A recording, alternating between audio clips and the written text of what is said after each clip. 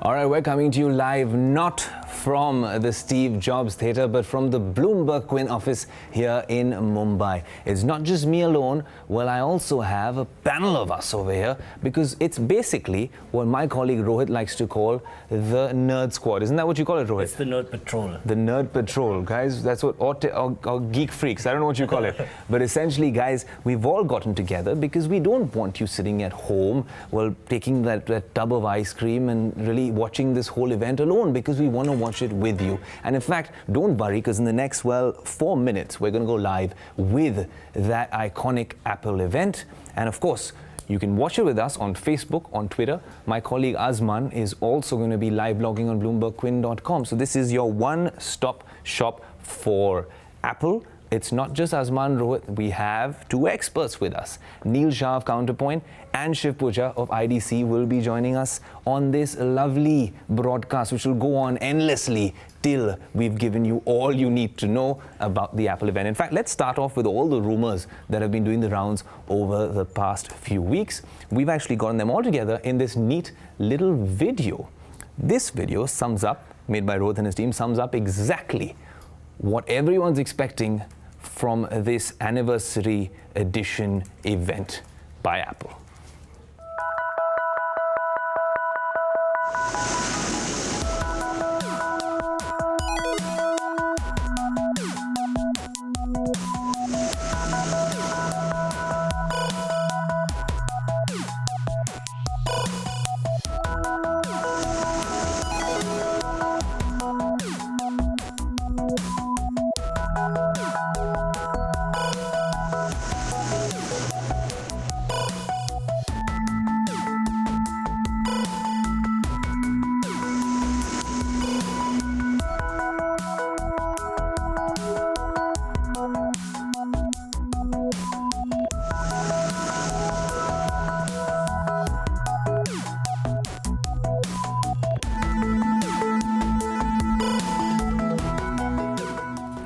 All right, guys, so as I told you, you're tuned in on Facebook, on Twitter, on BloombergQuint.com, wherever you are, well, we've got you covered, because in the next few minutes, we'll be going live to the Steve Jobs Theatre in Cupertino to get you all from this massive iPhone launch. Well, not just an iPhone launch, really, guys. It's a lot more, right? Yeah. Perhaps there's going to be an Apple Watch.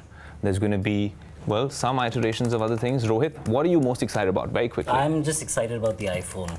Here's Which iPhone? The iPhone X. That's all I care about. That's where Apple's spending most of its money, and then that's going to have all the new features that we're talking about. We're talking about facial recognition to unlock the phone. That's doing away with the fingerprint sensor that we are so used to, and Apple's really betting on this technology, this facial unlock, which is been proved to be not so safe, and to get rid of the fingerprint sensor is a big step. So that's what we're looking at. Big step.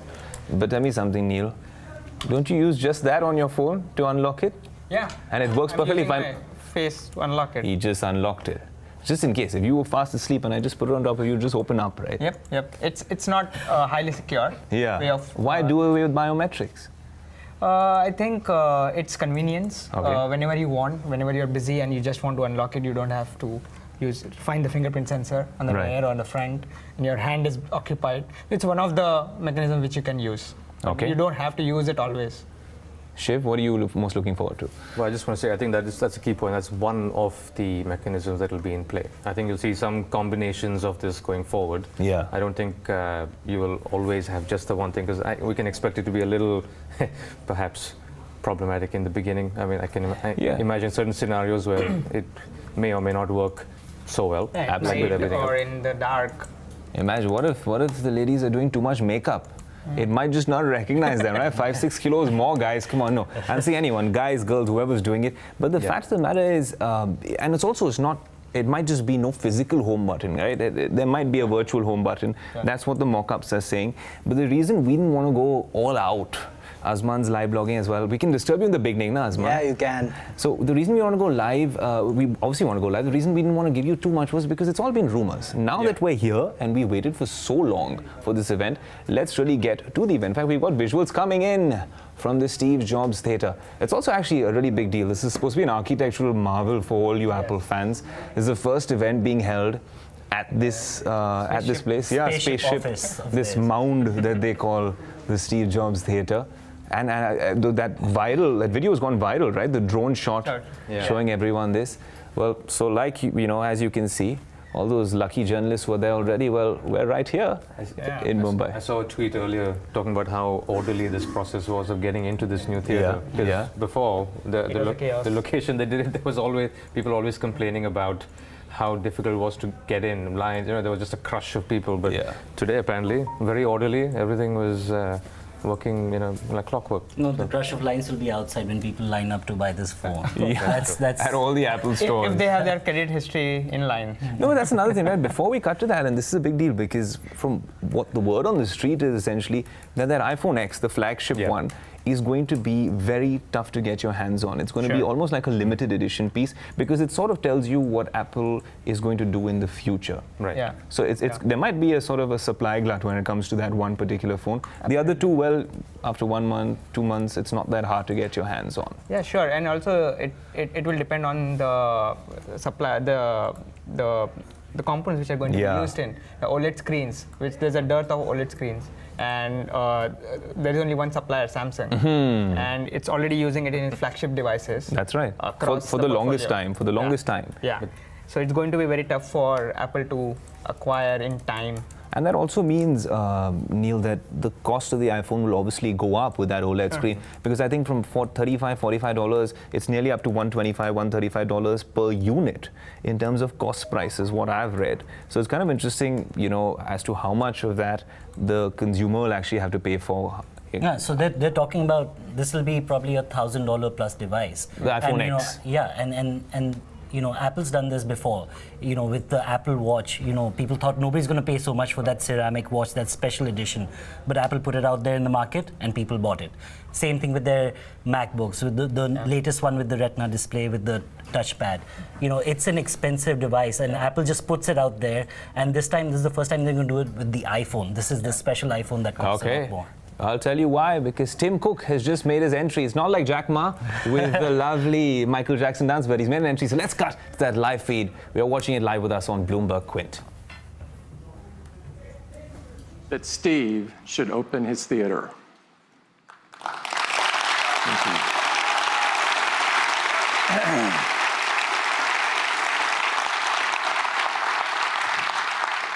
you. It is the honor of a lifetime to be the first to welcome you to the Steve Jobs Theater.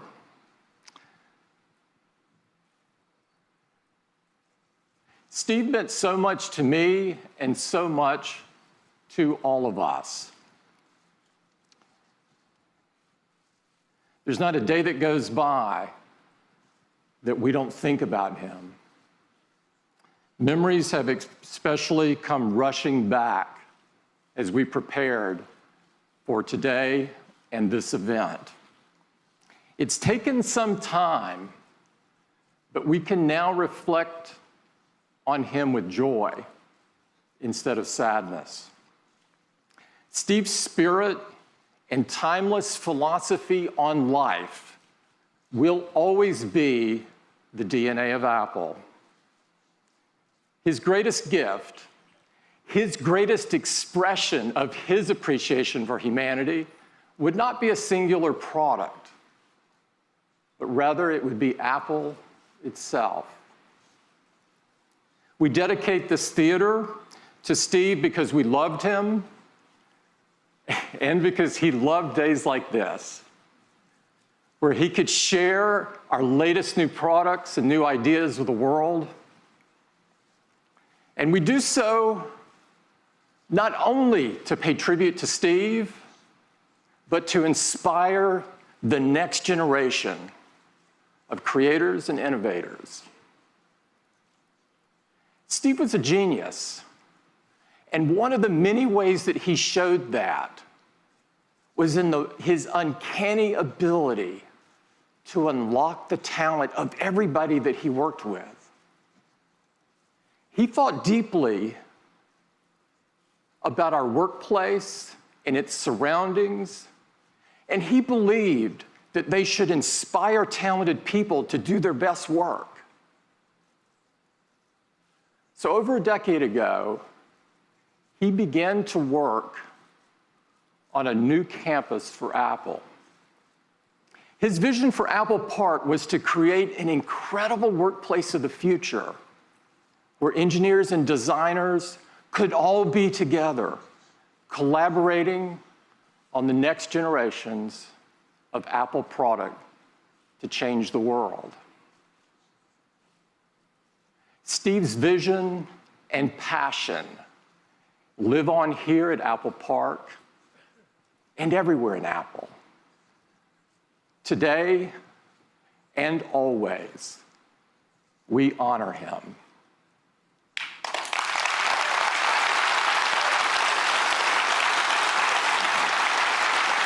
Thank you.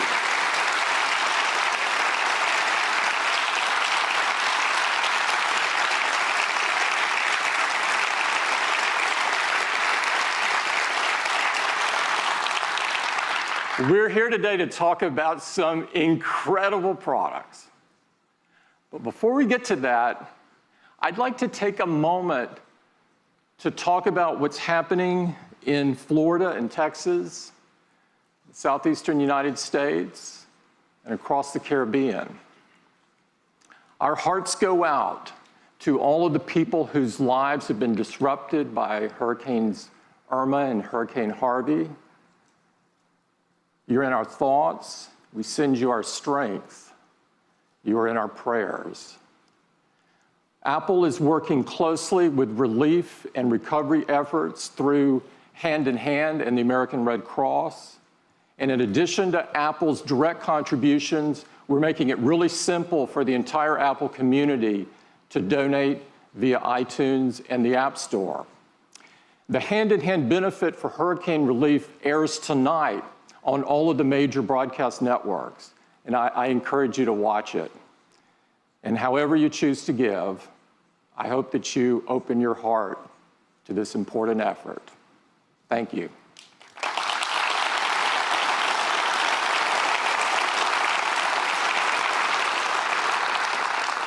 Now, let me tell you a little bit about our new home.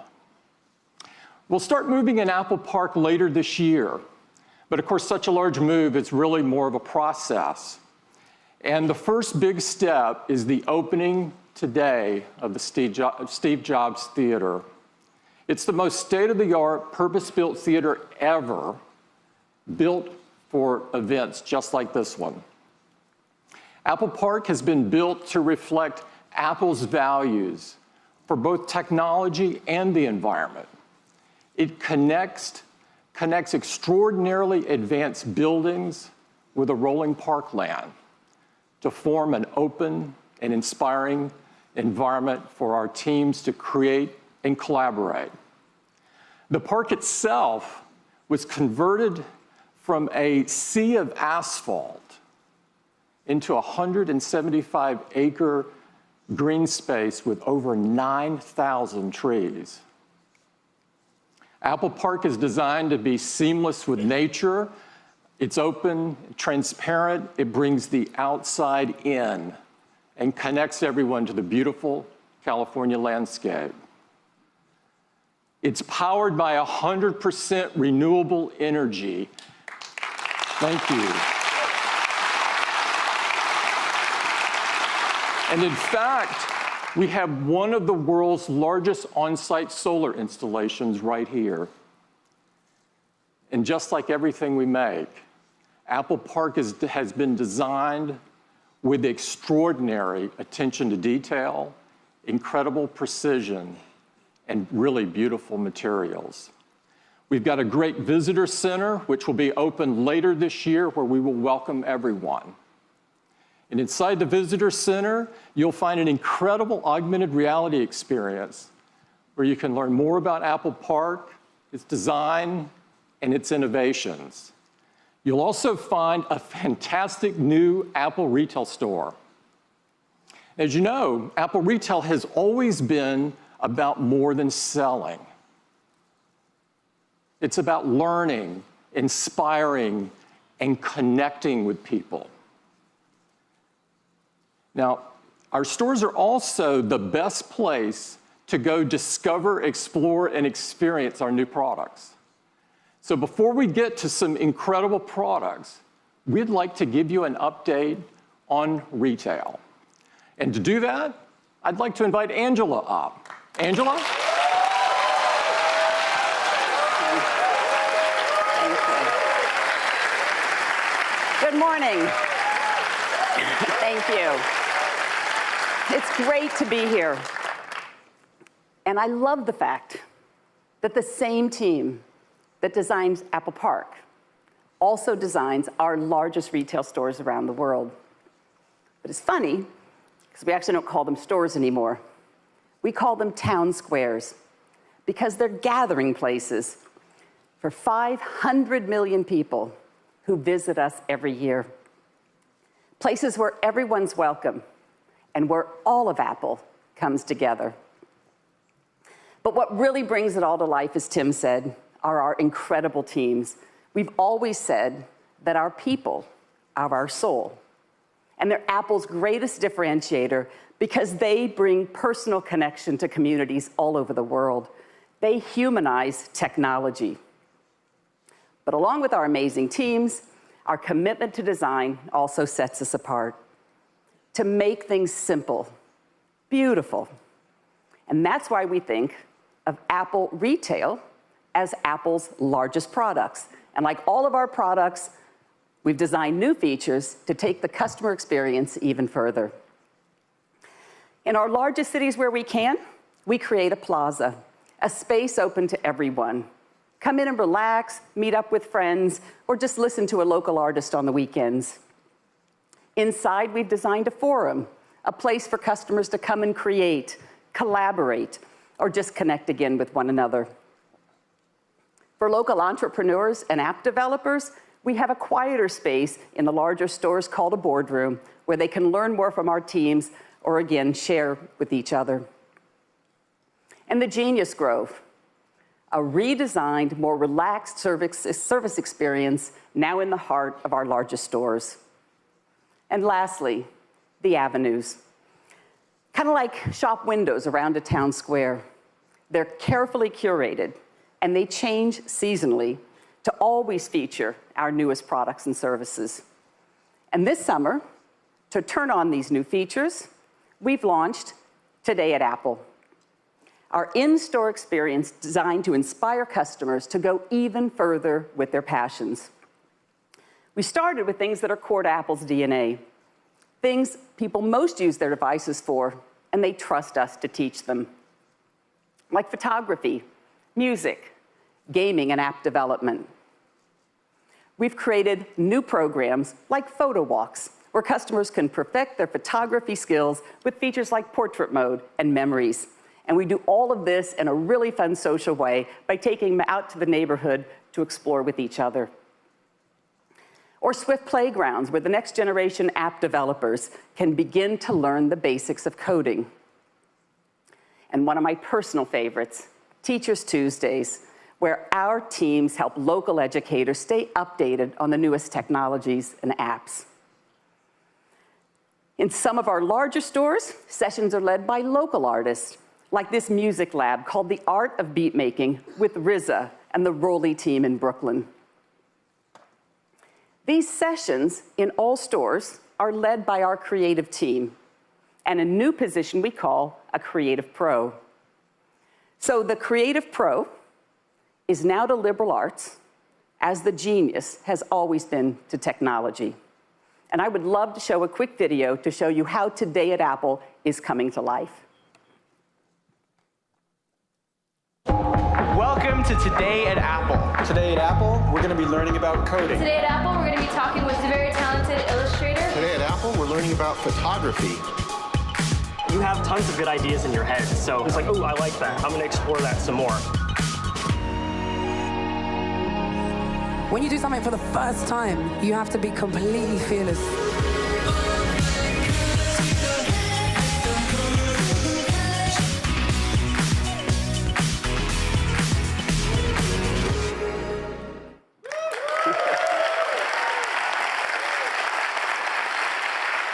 We've just started. We've just started, but the feedback has been fantastic. Customers are telling us they love the role that Apple Retail is playing in their community. So what's next? Well, we're going to continue to open Apple Town Squares in the top cities around the world. We're going to invest in online, and we're also going to continue to reinvest in our 400 classic locations, including Apple Fifth Avenue in New York City, where we're opening up the plaza to allow natural sunlight to come in into a greatly expanded space below. And you can see the glass cube will return when reopened late next year.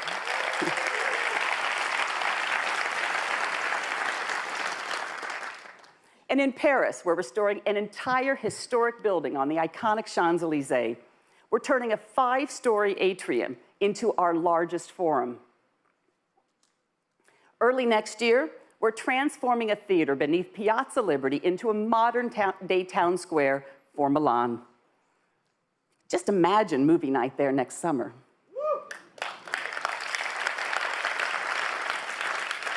And we've recently announced an ambitious project to restore Carnegie Library in the heart of our nation's capital. We can't think of a better place for Today at Apple programs than a building originally created for the city to access knowledge and unlock their potential.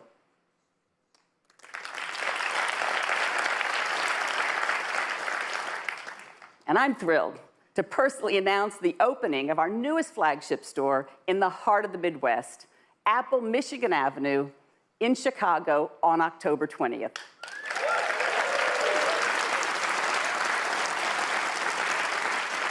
Our team has designed a spectacular pavilion that seamlessly connects the plaza to the promenade as a part of the city's plan to transform the Chicago riverfront. So that's a brief highlight of just a couple of things we've been working on. And as Tim said, Apple's retail purpose has always been to enrich lives. So a huge thank you to the 65,000 Apple Retail employees around the world whose passion, energy, and commitment in serving all of us every day and ensuring all of Apple comes together. It's brilliant. Thank you. Thank you. Thanks, Angela. I am really excited. I'm really excited about all the incredible things going on in retail, but I am especially proud of our unbelievable retail team. It's the best place to go experience our new products. And so let's get going on telling you about what we're going to launch today, beginning with Apple Watch.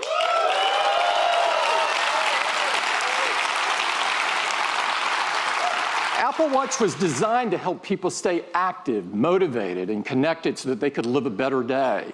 And I'm happy to tell you that more people are doing that than ever before. Since the launch of the Series 2, the Apple Watch has experienced phenomenal growth. In fact, last quarter, Apple Watch grew over 50% compared to the previous year. This is incredible. Now, last year, we told you that the Apple Watch had already become the #2 watch in the world. Today, I'm thrilled to tell you the Apple Watch is now the #1 watch in the world.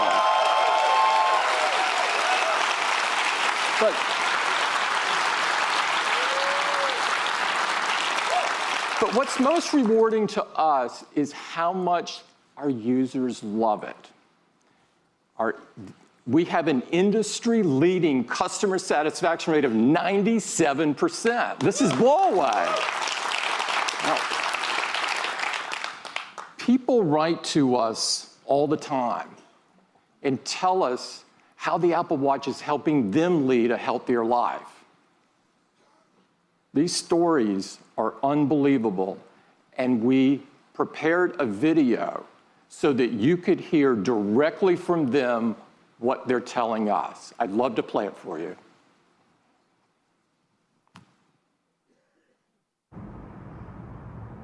Querida Apple. Привет, Apple. Dear Tim. 尊敬的 Apple 公司。Hello, Mr. Cook. Вам пишет киборг из России. I know you may never read this, but I just wanted to put it out there. I live in Massachusetts. I'm a country boy from small town Mississippi. I'm a two-time Olympian. Eu sou bailarino. 我是一个盲人跑者。I'm the father of a 9-year-old. I am a 99-year-old world traveler. Every day for the last 2.5 years, I have worn this tiny computer on my wrist. This is the first time I've worn a watch since my bar mitzvah. I was a scrawny, sports-hating kid who never really liked being active. I was coming back from a knee surgery. While I was never fat, I was the proud owner of a dad bod. I fell into a deep depression and weighed 250 pounds. Теперь каждый день я стремлюсь закрыть все кольца активности. Now I get up at 5 a.m. If it's 5 minutes to midnight, I'll do push-ups in my bedroom. I'll take the dog out for a really quick walk around the block. I walk around the house and my family thinks I'm a little crazy. I dutifully oblige when the Apple Watch reminds me to stand up every hour. С Apple Watch я становлюсь лучшей версией себя. I ran my first Spartan race in December and ran a full marathon in February. Agora eu consigo chegar em como meu corpo está respondendo a múltiplos ensaios. 至今 Apple Watch 在我跑步时给了我很多的帮助与支持。 Dear Mr. Cook, our daughter was recently diagnosed with type 1 diabetes. I car rolled over 3 times and my phone landed far out of my reach. Once I collected my thoughts, I remembered my Apple Watch had the SOS feature. After being rushed to the emergency room, I was diagnosed with a condition that was causing my liver, kidneys, and heart to start shutting down. The integration of her glucose monitor with the Apple Watch lets us make sure her blood sugars don't go to dangerously low levels. For 6 minutes, I hung there in my car talking to a dispatcher until help arrived. Had I not been wearing my Apple Watch, I never would have sought medical attention, which in turn saved my life. Sincerely, Paul. Thank you so much for creating something that does not make me feel old. Thanks for listening. Avi. Sincerely, Stuart. 祝培华敬上。 All the best, Kara. Sincerely, Jill. Casey. С благодарностью, Дмитрий. Muito obrigado, Giovanni.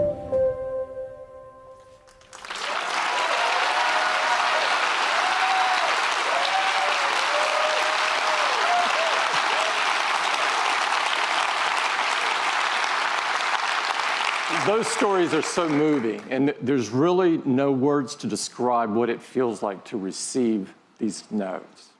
I'd like to thank everybody in the video for sharing their personal experience with all of us.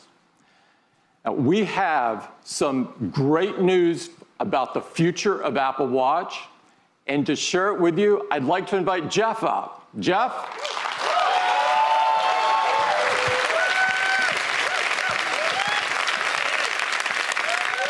Thanks, Tim. Thanks, Tim. Those stories are really great, and it's really inspiring to us that so many people are getting healthier with Apple Watch. And with watchOS 4, they're going to be able to do even more. We're adding smart activity coaching, which is going to help more people close more rings more often. A completely redesigned workout app with high-intensity interval training. New features for swimmers like auto sets and Gym Kit, an industry first. It's really simple. You just tap your watch on a machine, get going, and all your metrics are in sync. One of the things that enables these fitness features is the Apple heart rate sensor. And it's been at the core of Apple Watch since the very beginning. And today, it's the most used heart rate monitor in the world.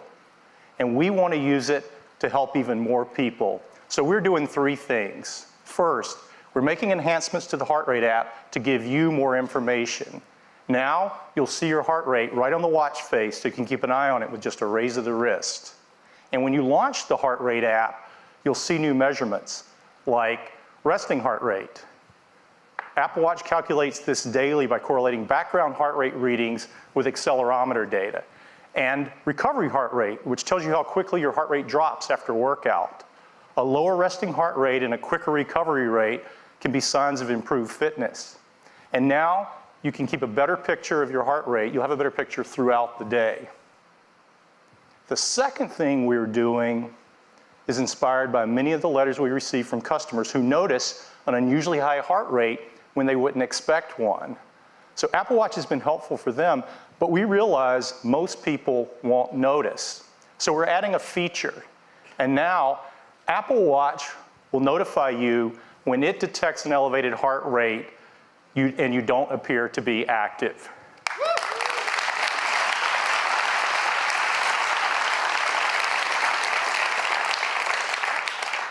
And the third thing we're doing is focused on heart rhythm.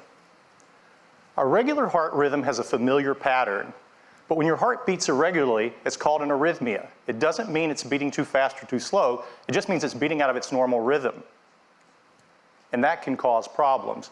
The most common form of serious arrhythmia is called atrial fibrillation, or AFib, and it affects tens of millions of people and is a leading cause of stroke. But the challenge is, many people with AFib don't feel symptoms, so it often goes undiagnosed. We've been looking at this for a couple of years, and we think Apple Watch can help. In our initial studies, Apple Watch has been effective at surfacing irregular rhythms. So we're expanding that work, and today we're announcing the Apple Heart Study.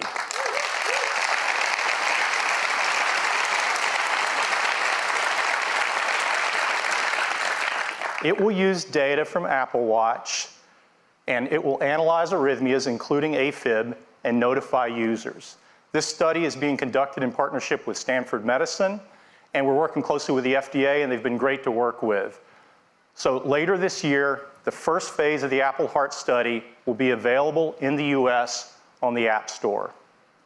Those are the updates focused on fitness and health, and they join the other great features of watchOS 4. We have a completely redesigned music experience, an intelligent Siri face, fun new characters from Toy Story, and more. So that's watchOS 4. It will be available to all Apple Watch customers on September 19th.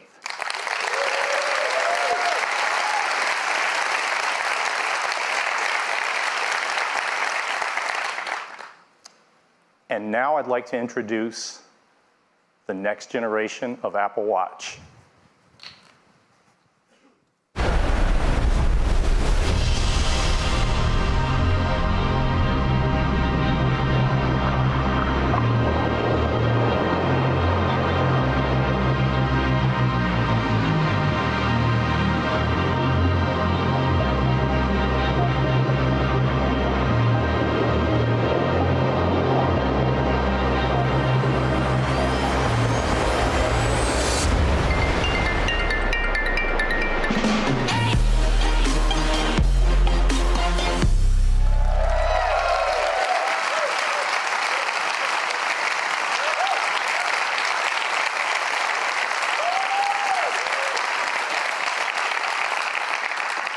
Introducing Apple Watch Series 3, and it has cellular built in.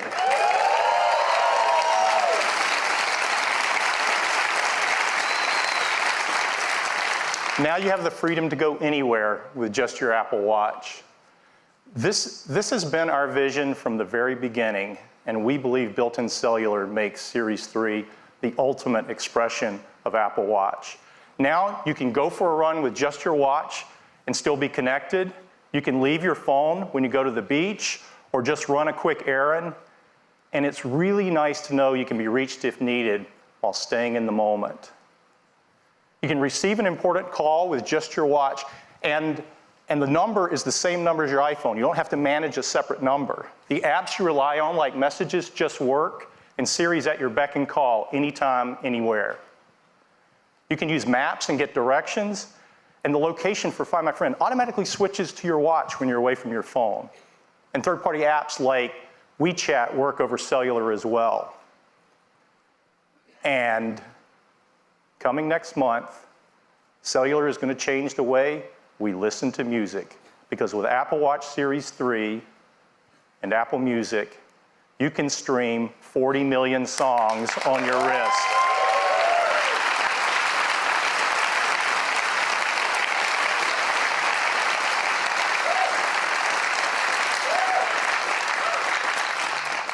You'll have access to all your favorite music. You can listen to Beats One Live or any Apple Radio music station. You can even ask Siri to find you the perfect track. Now, the best device for staying active has all the music you need to stay motivated. To enable these features on Apple Watch, we have packed Series 3 with the most advanced technologies ever in a watch. Inside is a new dual-core processor delivering up to 70% more performance. It's really, really fast. Siri is quicker than ever, and thanks to the new processor, for the first time on Apple Watch, Siri can talk. It's 64 degrees right now in South Lake Tahoe. It's really convenient to not have to look at the screen when you ask it a question. For Bluetooth and Wi-Fi connectivity, we developed a custom wireless chip we call W2. There's nothing else like it. It delivers up to 85% faster Wi-Fi while being 50% more power efficient for both Bluetooth and Wi-Fi. And we've added a barometric altimeter. So now you get flights of stairs climbed and elevation gains after a workout. We're also releasing an app for developers that's going to be great for skiing and snowboarding apps. Of course, got a snowboarder out there. Of course, the biggest challenge of all was adding cellular. You see, our little watch is already packed, and you have to add antennas, radios, power amplifiers, a SIM card. And if you don't do it right, it gets so big it looks like a house arrest bracelet, and you're not going to want to wear it. So our engineers have been hard at work, and they've come up with some really creative solutions. For example, rather than add an antenna, the display itself is the multi-frequency antenna for both LTE and UMTS. And of course you have to have a SIM card, but even a nano SIM would be way too big. So instead, we integrated an electronic SIM, and it's a fraction of the size. So here's where we ended up. Even with all these new features, faster dual-core processor, W2, altimeter, all the stuff you've got to put in for cellular, the case for Series 3 is the same size as Series 2.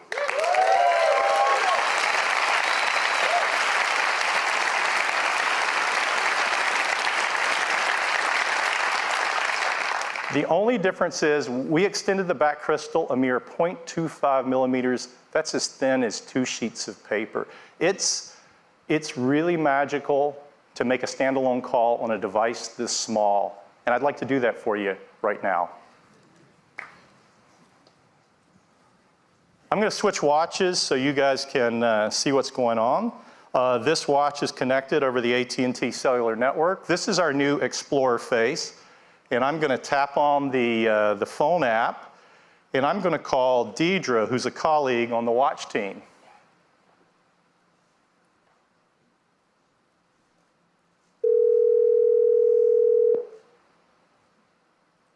Hi, Jeff. Hi, Deidre. Hey, I'm calling you from the new Steve Jobs Theater. How are you doing? I'm a little sad to be missing the keynote, but I'm working very hard out here. Oh, yeah, sure you are. Why don't we pull in some video and show everybody where you are? This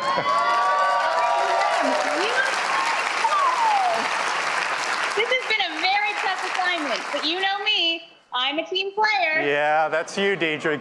Give. Well, it looks beautiful out there. It is amazing, but I'm just trying not to fall off this board in front of a million people. Well, so far so good, Deidre. Hey, I should probably cut it off before something goes awry, but be safe out there, and thanks for doing this. My pleasure. I may stay here a few more days. Yeah, okay. That sounds great, Deidre.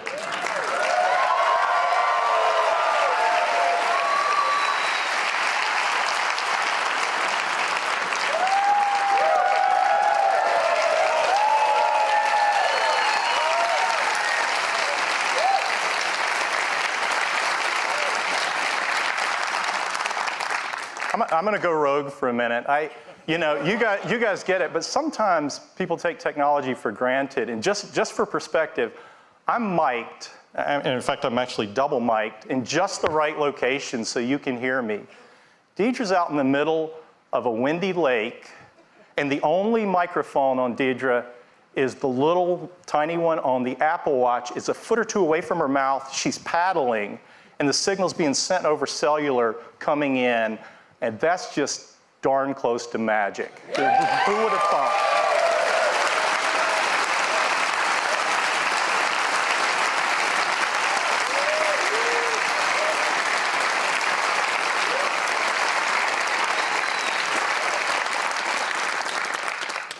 Series 3 comes in a wide variety of cases and bands. We have a beautiful new gold aluminum finish along with silver and space gray.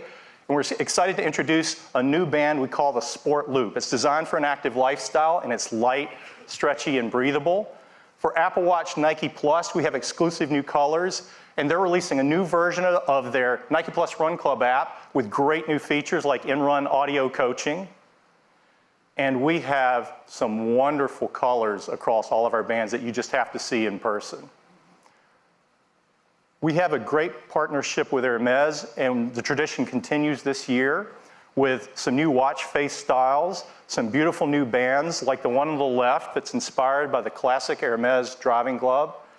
And last year we introduced a white ceramic watch. This year we're adding a ceramic watch in a gorgeous gray finish.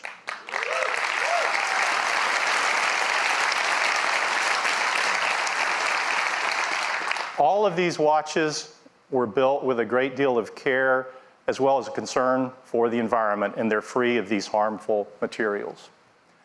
So that's Apple Watch Series 3, cellular, GPS, swim-proof, 70% faster dual-core processor, barometric altimeter, all the features of watchOS 4, and it still has all-day battery life up to 18 hours across a mix of LTE, Bluetooth, and Wi-Fi.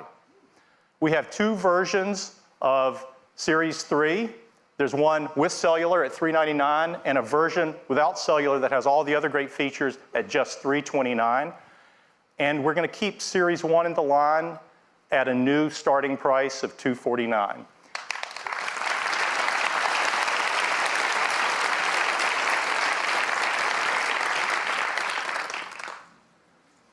Series 3 cellular will be available in these 9 countries with these 14 carriers at launch and 6 more coming later in the year. And we've worked with each of these carriers, and they're each have a special introductory offer for Series 3, so it's going to be great. And we are offering the Series 3 without cellular in these 26 countries at launch. Orders will begin September 15th. And availability will be September 22nd. That's the update on Apple Watch, and now back to Tim.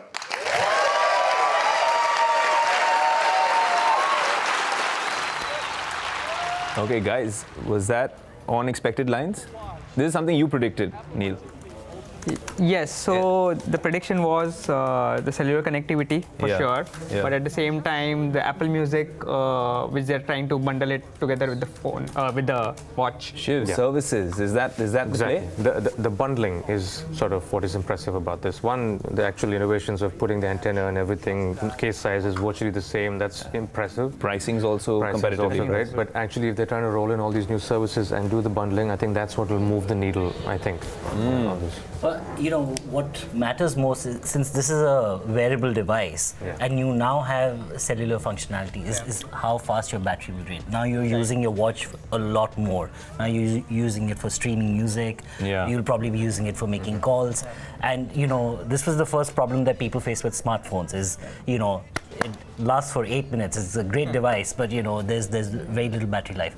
Now that wearable is about this small, and that battery is small. The spec sheet should have how many phone calls will it last, or how many songs will it last. Yeah, but now all this tethering thing is over, right? You're essentially going to have an eSIM which will be embedded in this watch, which will be linked in these countries, not India.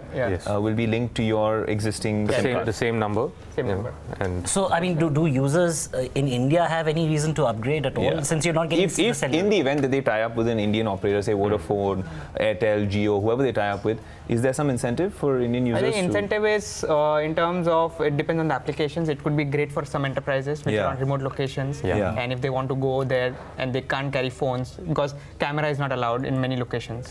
So this will help them. Okay. Enterprise is a really good use case. Using so as well, Shiv? Yeah, I actually think there's, the enterprise is just another door which we've not even sort of, opened to figure out what they can do with this. We're just talking consumer services, health, and stuff like this. But there's several sort of enterprise-related apps, right? And I think that's actually sort of the next big driver for Apple, anyway. Which most people focus on the consumer bits. But I think we need to start talking about the enterprise possibilities. Someone with medical condition who is running and can immediately have a SOS or call someone. No, interesting. Guys, and I'm glad you guys are commenting. There's way too many comments coming. Keep those tweets coming in. A lot of you guys are saying crazy watch. You got the price. You guys are talking about the 97% customer satisfaction with the previous Apple Watches. All of these comments, we're going to be taking them. Also put your tweets in so we've got them documented, because these Facebook comments, there's way too many to cope with. But we'll take them as and when. We're going to cut back to the feed, because in between I saw Azman, who's doing our live blog. He was headbanging. So there was really some nice music playing out there clearly on the screen. But we've come back to Tim Cook talking, so let's get you that as well. Immersive experience. Now we're at the next major inflection point, one that has the most stunning visuals ever, that are ideal for the large TV screens that are coming into our living rooms. This will bring cinematic quality to virtually everything that you watch. That's why I am so excited to introduce Apple TV 4K.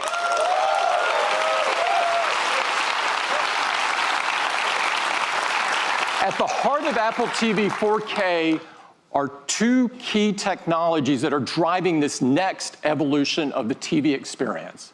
And to tell you all about them, I'd like to invite Eddie to the stage. Eddie? Thank you, Tim. It is really great to be here tonight. Apple TV 4K is incredible, and it starts with two big advancements in picture quality. First is 4K. Let me show you. This is an image in 4K. It's got incredible detail. That's possible because 4K has 4 times the number of pixels as HD. But resolution isn't everything. There's an even bigger advancement that's more important, and it's called high dynamic range, or HDR. While 4K is about the number of pixels, HDR is about better pixels. Let me show you. Here's that same 4K image, and here it is in HDR. Look at the color, the details. Apple TV can do this because it supports the industry standard HDR10 as well as Dolby Vision, the best HDR experience. Now, Apple TV 4K with HDR delivers the highest picture quality ever. And to show you, we've installed a state-of-the-art Dolby 4K HDR cinema projector in the theater. So let's dim the lights and let me show you the new Apple TV.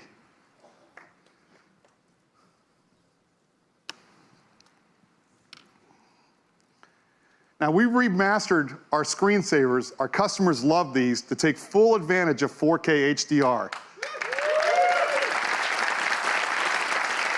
Here we are in Dubai, and even at night, you can see incredible details in the buildings and the cars on the road.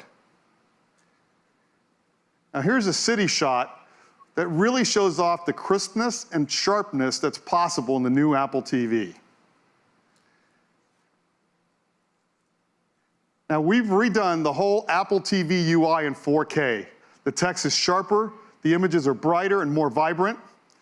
But let's take a look at a 4K HDR clip. This is from the new Spider-Man movie coming to iTunes later this month.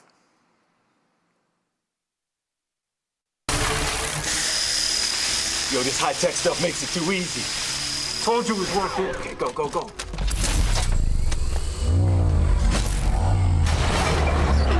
Oh, nice. We can hit like 5 more places tonight.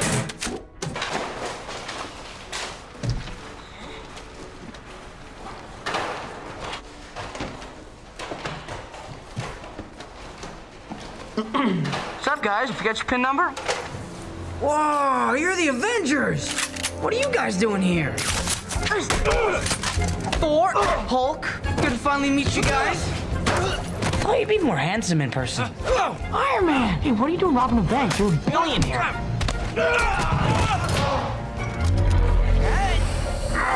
This feels so weird!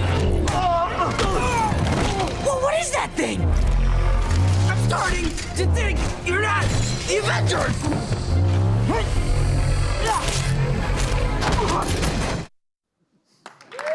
Now that was great, and that was all playing on the new Apple TV 4K. Now, at the heart of the Apple TV, we've got the powerful A10X Fusion chip. This is the same chip that's in our iPad Pro. And the new Apple TV isn't just slightly faster, it's remarkably faster. CPU performance is more than twice as fast as the current Apple TV, and graphics are more than 4 times faster. And of course, it runs the latest version of tvOS, the best operating system for the living room. Now, to experience 4K with HDR, you also need great content. And we've been working with the large Hollywood studios to bring all of their 4K and HDR movie titles to iTunes.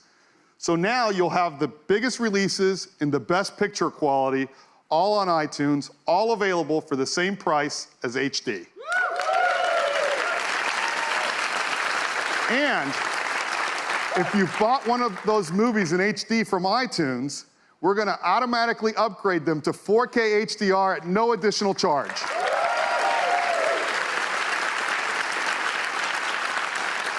Now, in addition to iTunes, we've been working with leading streaming providers like Netflix to bring their 4K HDR titles to Apple TV. And later this year, Amazon Prime Video with all of their 4K HDR titles and originals as well. Now, last year, we introduced the Apple TV app, an easy way to watch your favorite movies and TV shows in a single place. It's been available in the US, and today I'm happy to announce that we're bringing it to 7 additional countries: Canada and Australia later this month, and the rest by the end of the year. Now, for each country, it's really important that we have the content that those customers know and love, and that's why we're adding all of these local services to Apple TV. Now, later this year, Apple TV will do even more, because we're bringing live sports, so you'll never miss a game. If you're a huge sports fan like I am, you're really going to love this feature. If your favorite team is playing on ESPN, it'll automatically appear right first in the Up Next list. You'll even get notifications when a game's about to start, or if there's a close game, so you can start watching instantly. And if you scroll up, you'll see even more games. And in addition, we're bringing live news to the TV app. Now, let's take a look at those games. As you can see, we show you the score and the time remaining to help you decide which game to watch. And if you're one of these people that doesn't like to know the score, you can turn the feature off. Now, we also have a dedicated sports tab where you can see every live and upcoming game. And as the seasons change, so will the sports tab, always showing what's best for you. As sports in the TV app is a real game changer for sports fans. And of course, the new TV app is available on your iPhone and iPad as well. Now, if you own an iPad or iPhone, there's no better choice than Apple TV. You can now share your photos on the big screen, including live photo effects, 4K video memories. You can play from the over 40 million songs in Apple Music, including the music that your friends are listening to. And because Apple TV is always home, you get anywhere, anytime access to all of your HomeKit accessories. And of course, you've got access to choose from the thousands of games and apps on the App Store. And with the A10X Fusion chip, there's so much more that Apple TV can do. And to see what's possible, we'd love to show you a new game from that game company. They're known for making artistic and critically acclaimed games. As a matter of fact, their first game, called Flower, was chosen as the first... Guys, you know, it's interesting, right? Like, okay, this is Apple TV 4K. Again, we didn't see the Indian flag when they were actually talking about where they're going to be putting this out. Because let's be honest, Apple TV, from a product standpoint or service standpoint, when did it kick off? Who bought Apple TV? And why didn't it work? So in India specifically? India specifically. So I think most MacBook users and iPhone users would have bought it for AirPlay, just to stream the music and stuff.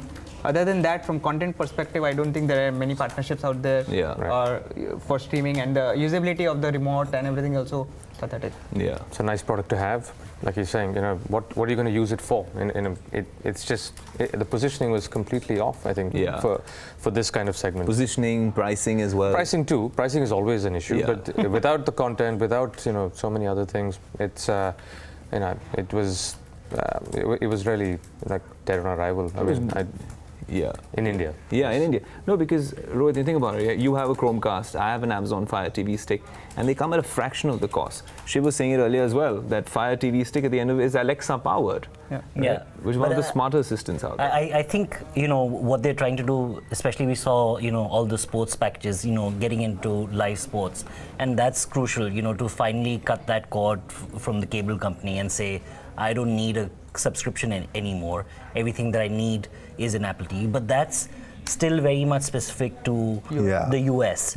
And, unless that sort of slips up over here and then, we start getting Hotstar content or all these other players come in, that's when we'll see this Apple TV really take off. But we'll see that more of a trend from either Amazon of the world or service providers like Airtel. That's true. Bringing the set-top box in a smaller form factor. Or now what do you see? This is what the Ambanis might. Jio. Yeah, Jio phone with that cable. You might see a device. They are in a better position to create a device that's more suitable for India, that has all these services, that they can do all those partnerships. This one, And Jio TV is the most popular app on Jio's ecosystem. That's true. Yeah, but they've got all the partnerships, the content, not really a device that you really want to have. This is the opposite, at the other end of the spectrum. A device that you really want to have, but it just doesn't have the content and the other things that you, the linkages, the interlinkages that you want for a market like this. No, absolutely. And since we're talking about the ecosystem, there is some info we can use. Well, the editor of Word says that this is all on Twitter, of course, that he just heard the Dolby CEO will be there at the event. So let's talk about the new Apple TV box. There's also news that the Disney CEO is also there. So there could be some content announcements. But again, when it comes to content in India, it's very regional, very localized. So it's a whole different ball game. Amazon Prime Video is still figuring it out. It's interesting that the Disney CEO, if he's going to be there, because they've just announced they're going to launch their own over-the-top service. Cutting off Netflix. Exactly. So, that's right. It'll be interesting to see what he says. I'd just like to ask us one. Are they talking about video games on the Apple TV? Yes, they are. So let's watch. Yeah, well, this is something the Nerd Patrol has come alive. Come on, let's see what video games Apple has on offer.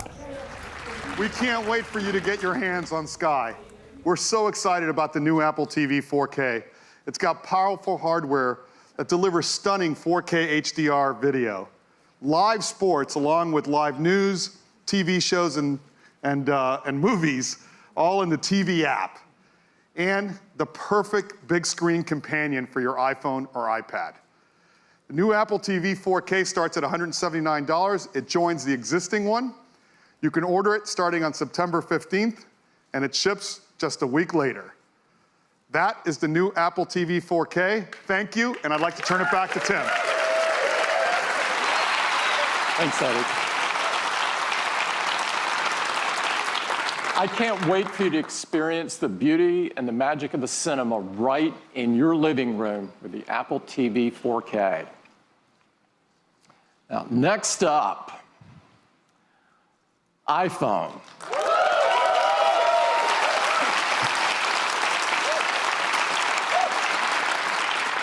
Apple has always believed that technology infused with humanity could improve people's lives and change the world.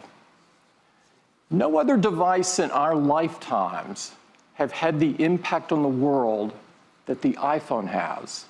Nothing else has become so essential or put so much power into so many people's hands than iPhone. It's truly amazing how much iPhone impacts the world each and every day.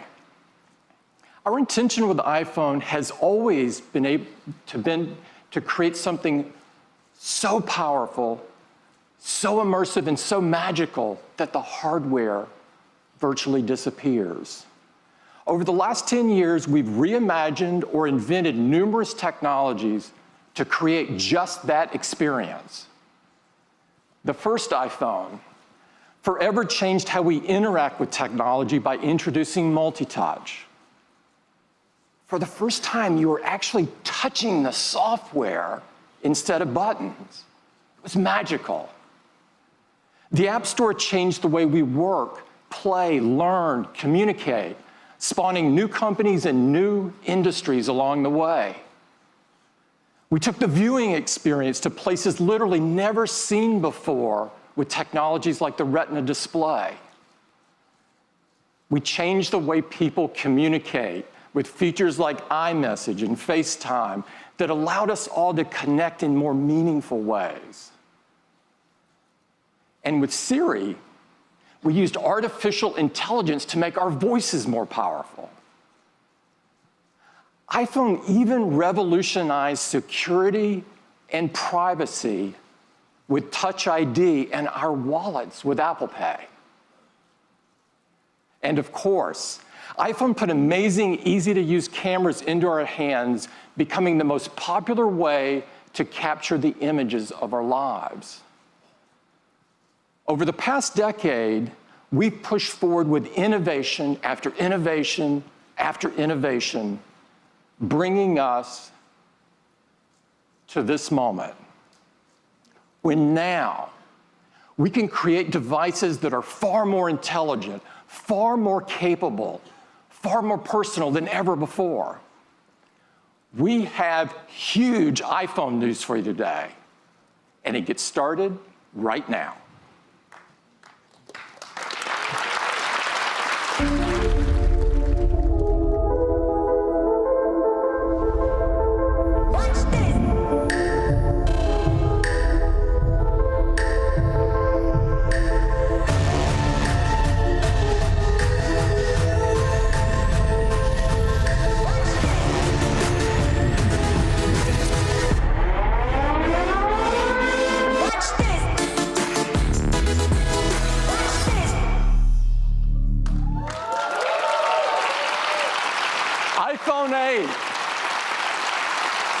iPhone 8. This is a huge step forward for iPhone. And to tell you all about it, I'd like to invite Phil to the stage. Phil?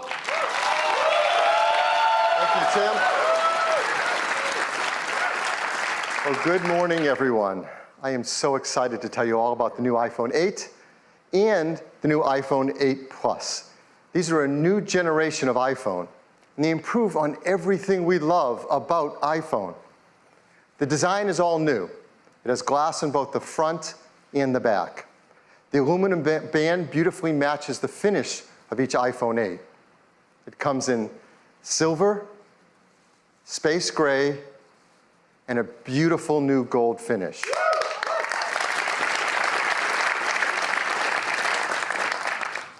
It's made from an aerospace grade 7000 series custom aluminum alloy. The glass has a 7-layer color process, making sure there's a beautiful, precise hue. And the glass is further reinforced by an internal laser-welded steel and copper structure. And we're so excited because this glass is the most durable ever in a smartphone.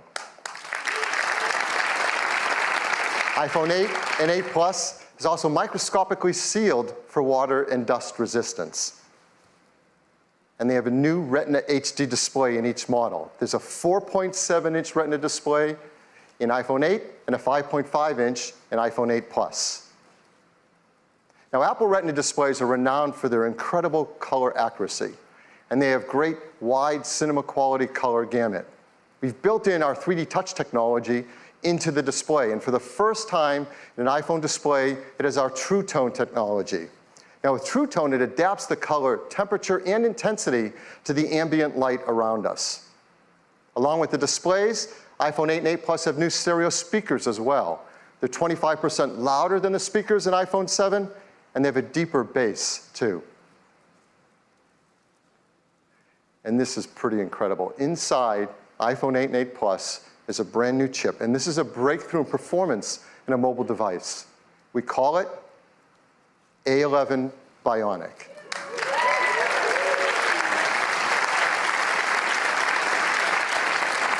This is the most powerful and smartest chip ever in a smartphone.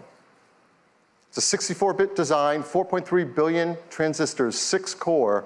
We're going to geek out here for a bit because it is so awesome. It has 2 high-performance cores. They're 25% faster than the high-performance cores in the previous industry-leading A10 chip. There's 4 high-efficiency cores. They're up to 70% faster than the ones in the A10 chip. They're managed by our 2nd-generation performance controller that now can use all 6 cores at once and can deliver up to 70% improvement in multi-threaded workloads. And they have our first ever Apple-designed graphics processing unit, or GPU. This is a 3-core design. It's 30% faster than the graphics in the previous A10. And the GPU is designed to accelerate 3D apps and games, especially those that use our new Metal 2 framework. And the GPU also is incredible for machine learning apps. And those kind of tasks get a big speed up if they use our core machine learning framework too. There's more to it. The A11 Bionic includes our first new generation image signal processor, or ISP. So you know this is used in photography. It delivers faster autofocus in low light. It has new pixel processing for sharpness and texture. And for the first time, to help reduce noise, it has hardware-enabled multi-band noise reduction. All of this helps to improve performance and helps us take better pictures. Perhaps the most beloved feature of every new generation of iPhone is the cameras. And people love taking photos, and customers send us their photos for our Shot on iPhone campaign, like this one. This was sent from Jeremy Perez Cruz. He shot it with an iPhone 7 Plus. And people are going to love taking pictures with the iPhone 8 camera. It is an all-new 12-megapixel sensor. It's larger and faster. It provides 83% more light, and it's more power efficient at the same time. It has deeper pixels and a new color filter. So this adds up to having better color saturation, a wider dynamic range of color, and lower noise in your photos and videos. iPhone 8 Plus has 2 new sensors in its dual camera. The wide-angle camera has an f1.8 aperture and optical image stabilization. The telephoto camera has f2.8 aperture. So as always, we want to show you the kind of photos you can take off of our new cameras. Now these are photos we're going to show that have not been retouched in any way. They're straight off the iPhone 8 and 8 Plus. So here's the first one. This is absolutely beautiful. Now that's not the Golden Gate Bridge. This is taken in Portugal. It shows the beauty of wide color gamut. There's great dynamic range, sharpness, and incredibly low noise. Just look at that blue sky. Here's another example. It shows incredible wide quality color again. And just look at the skin tones and the detail in the hair and the eyes. If you look closely in her eyes, you can actually see the photographer reflected there holding an iPhone to take the picture. Here's a great example of the amazing textures and depth in photography. You can really feel the fabric, and you can see details in her face behind the fabric. Here's a great example of low light photography. Texture, detail, and very subtle colors in this darker environment. Last year we introduced portrait mode. iPhone 8 takes fantastic portrait modes. And people flip over taking these photos, and now with the iPhone 8 Plus, you're going to get sharper details, more uses in low light, and even a more natural bokeh in the background of the photos. So this was a big hit. We had a surprise new feature last year, portrait mode. We brought it out in beta, and it just got better and better over time, and customers send us photos. They love this. So we challenged the engineering team to do that again, to make it easy for all of us to take advantage of an advanced photographic technique. And they're doing it. And it has to do with lighting. And if you've ever had a professional portrait taken, you know that pro photographers used advanced equipment and have a great understanding of advanced techniques to literally sculpt the light on your face to create the perfect mood for a portrait photograph. Well, our team is making this possible for all of us. Using the new dual cameras and the A11 Bionic chip and the iPhone 8 Plus, the team has come up with a new feature called portrait lighting. Now this is beta, but it will ship with the iPhone 8 Plus. And here's how it works. When you compose a photo in the camera app using the portrait mode, the dual cameras in the ISP sense the scene. They create a depth map, they separate the subject from the background, and then using machine learning, it creates facial landmarks and actually changes the lighting of the contours over your face. That happens while you're composing the shot.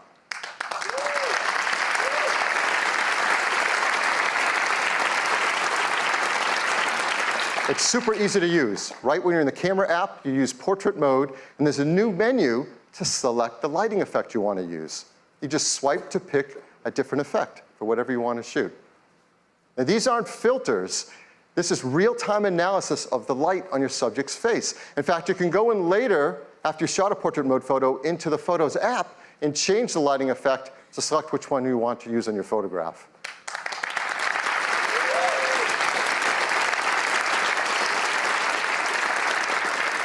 And the team has done an unbelievable job on this. And so here's an example of a photo that's taken, not touched in any way. This is portrait mode using portrait lighting. And it's actually using the setting in portrait lighting for stage light, so it drops away the background to make this stunning, dramatic photograph. It's absolutely beautiful. So iPhone 8 and 8 Plus are incredible for taking pictures. They're also amazing for video as well. In fact, iPhone 8 has the highest quality video capture ever in a smartphone.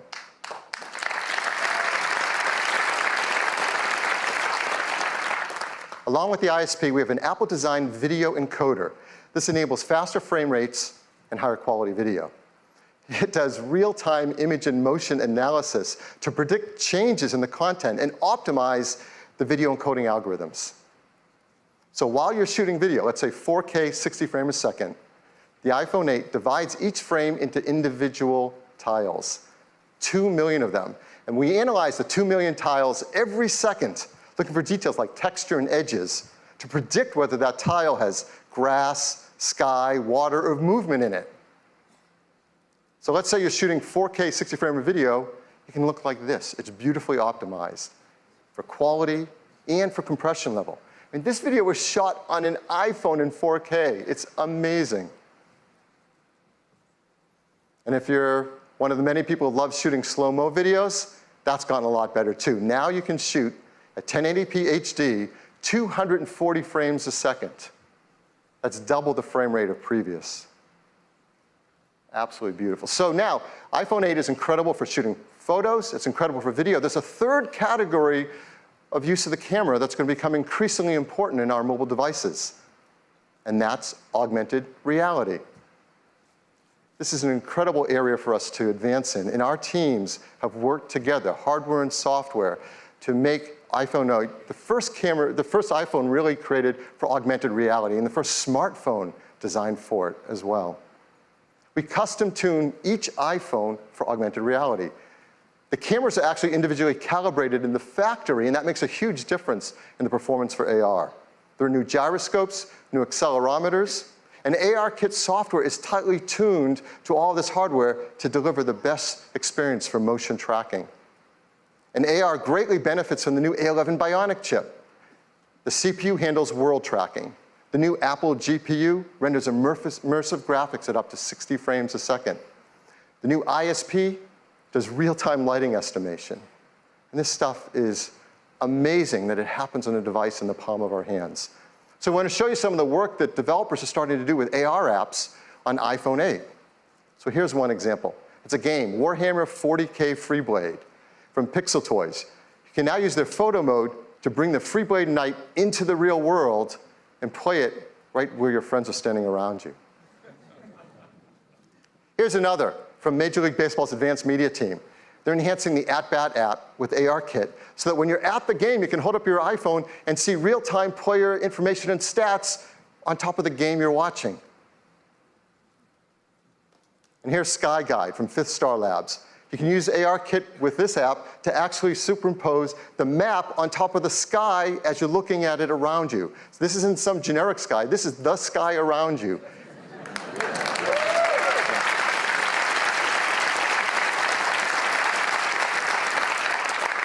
So now we want to show you an exciting AR app right here live on stage playing on an iPhone 8. It's from Directive Games. This is a new startup based in Shanghai. It's founded by developers who have worked on some of the biggest franchises in gaming. So please welcome Atlee Mar, CEO and co-founder of Directive Games. Atlee? Thanks, Bill. Earlier this summer, with the introduction of ARKit, Apple changed gaming forever. What we're about to show you is one of the world's first competitive multiplayer games designed to be played entirely in augmented reality. This is The Machines. In the game, players battle their friends in real time, either online or around the table in the same room. My friend and co-founder Andrea is preparing a match for us where we play the rebels against the dominators.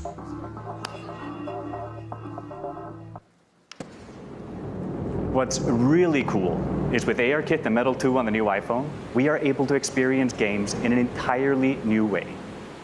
Since players are able to view the game from any angle, our content has to be incredibly detailed. With the power of the new iPhone and Unreal support for Metal 2, we are able to render the entire level on screen, an amazing 1.2 million polygons, while also allowing you to move in close to really appreciate the high visual fidelity. And just look at those 4K textures. It's gorgeous.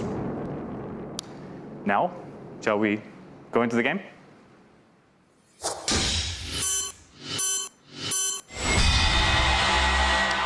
AR allows us to use our position in the real world to gain a tactical advantage.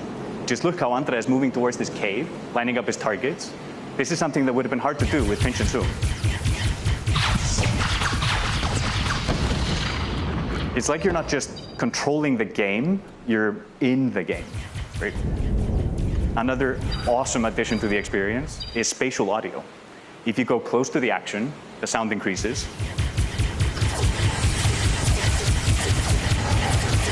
And if a solid object gets between you and the action, the sound is occluded perfectly. And with the stereo speakers on the new iPhone, this is truly amazing. It looks like we're getting hit pretty hard. Yes, deploy a shield, protect our heroes. Now let's rain fire on our enemies, move closer to their base, and get ready for the fatal blow with our super weapon. Oh, the dropship is there. Can you take it out at the same time?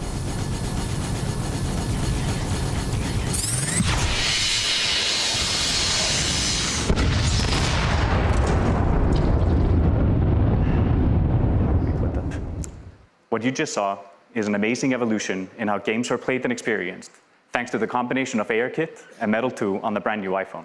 We can't wait for you to play it. Look for The Machines on the App Store this month, exclusively on iOS. Thank you.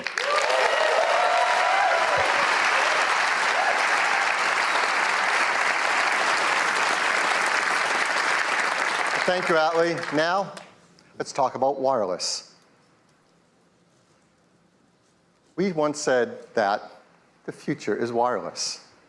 And boy, were we right. And that's becoming more true than ever before with iPhone 8. It supports LTE Advanced for fast networking connections, Bluetooth 5.0 for the latest accessories. Of course, it supports our great beloved AirPods and the Beats X headphones that use our W1 chip, and the new Beats Studio 3s as well. And now with iPhone 8, with its glass back, we're enabling the freedom of wireless charging.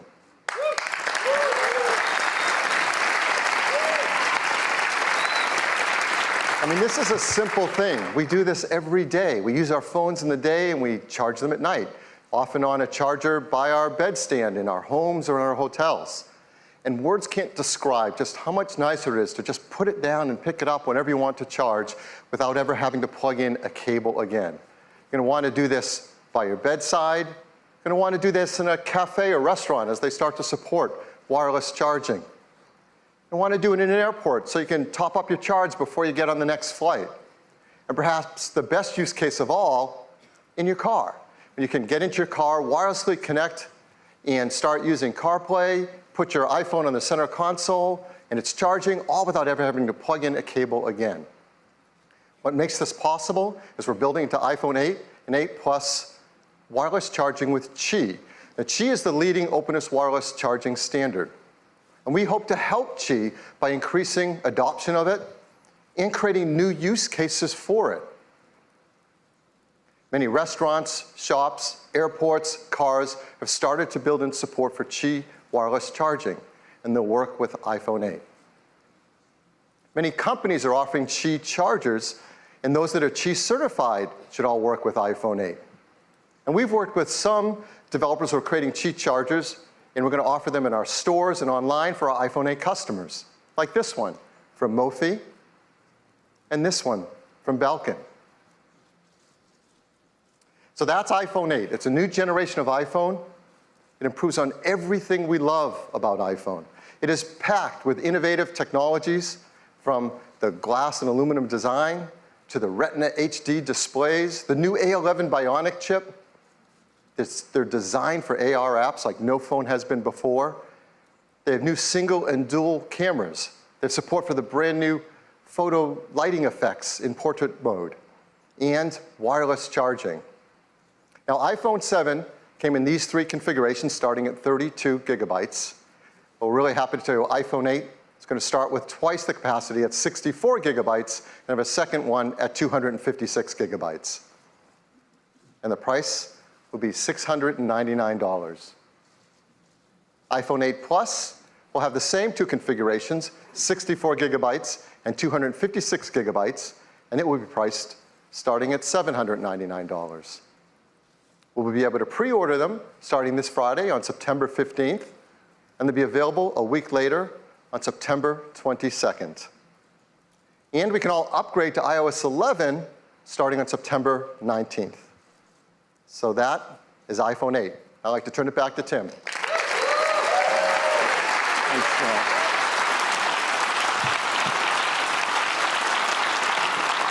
iPhone 8, a new generation of iPhone, and a huge step forward. But we're not stopping there. We do have one more thing. Now,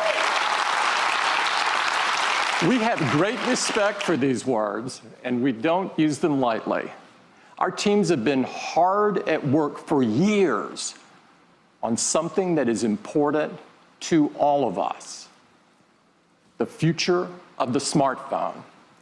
The first iPhone revolutionized a decade of technology and changed the world in the process. Now, 10 years later, it is only fitting that we are here in this place on this day to reveal a product that will set the path for technology for the next decade.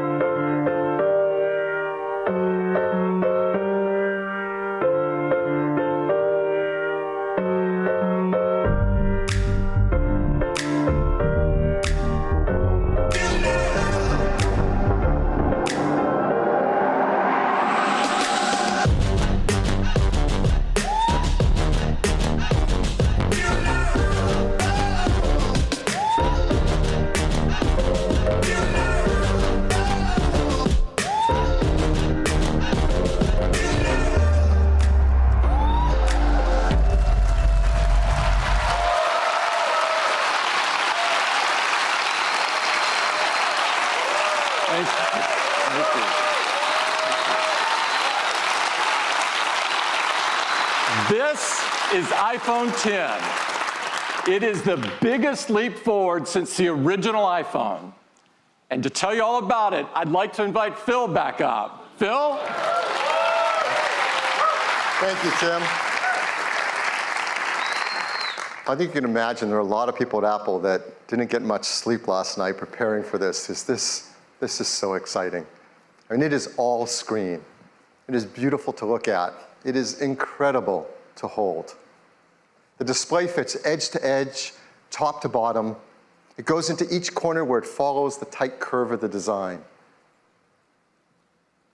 It has glass on both the front and the back, using the same super strong formula as iPhone 8.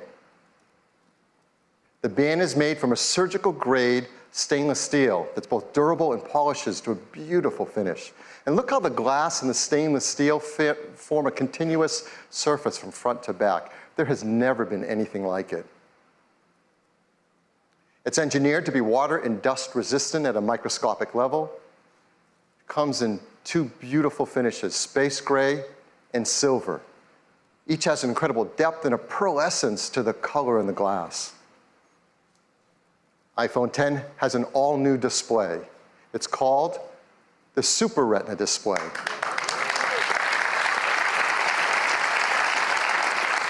The level of quality and responsiveness and efficiency is really quite a breakthrough in mobile displays. To start with, the Super Retina display is 5.8 inches on the diagonal. It's got 2436 by 1125 resolution. That's over 2.7 million pixels. It has 458 pixels per inch. Now, this is the highest resolution and pixel density ever in an iPhone. I mean, it's remarkable how this larger display can be packed into a phone that fits so comfortably in our hands. The Super Retina display uses OLED technology.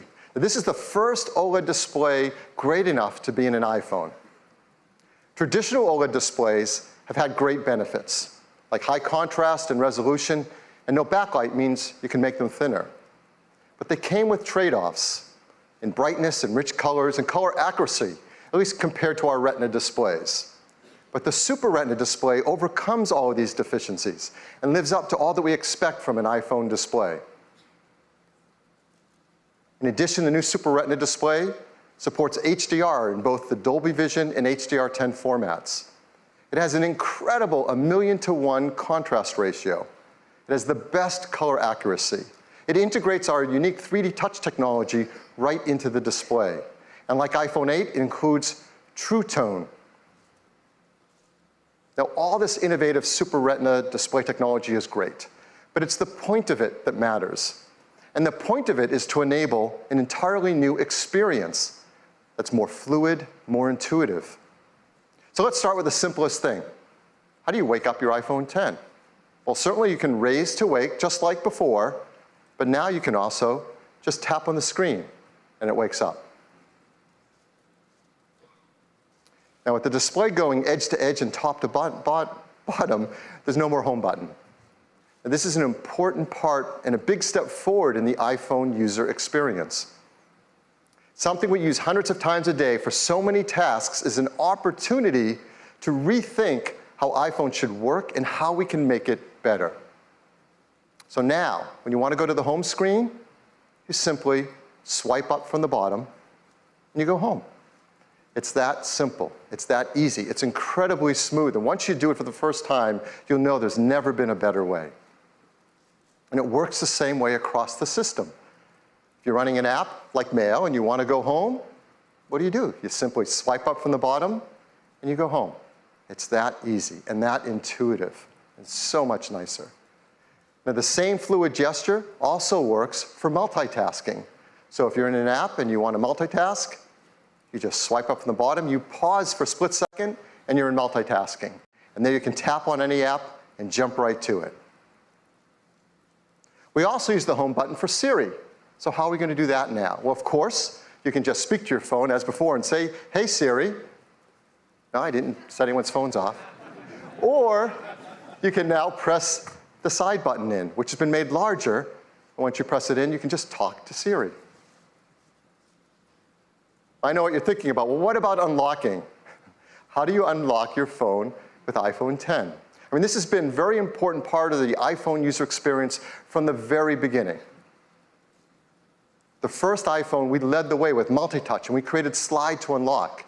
And this protected the iPhone from turning on when you didn't want it to, like in your pocket.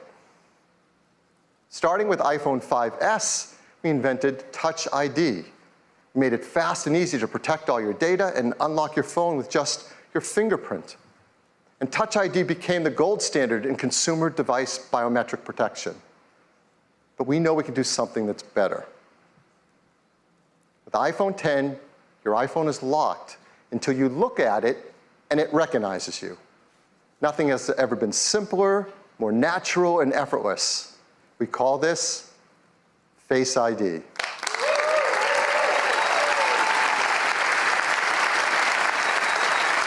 So Face ID is the future of how we will unlock our smartphones and protect our sensitive information.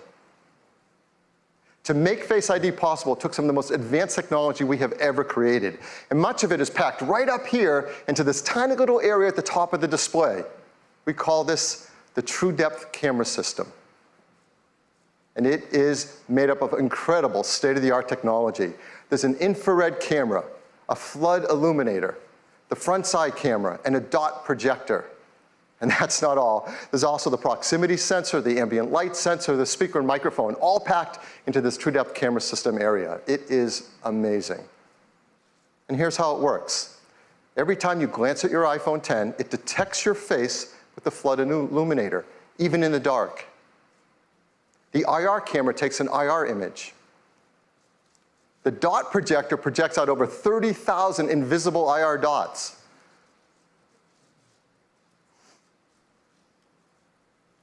We use the IR image and the dot pattern, and we push them through neural networks to create a mathematical model of your face.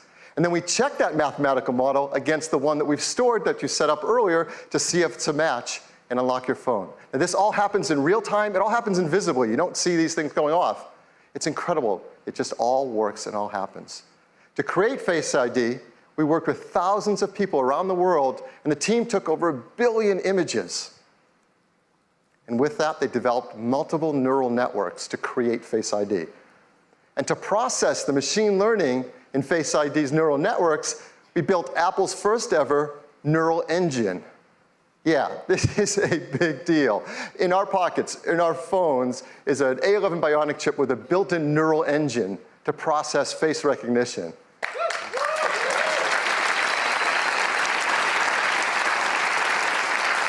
Now, the neural engine is specialized hardware built for a specific set of machine learning algorithms. This is another example of the incredible collaboration between the hardware and software teams that's only possible at Apple.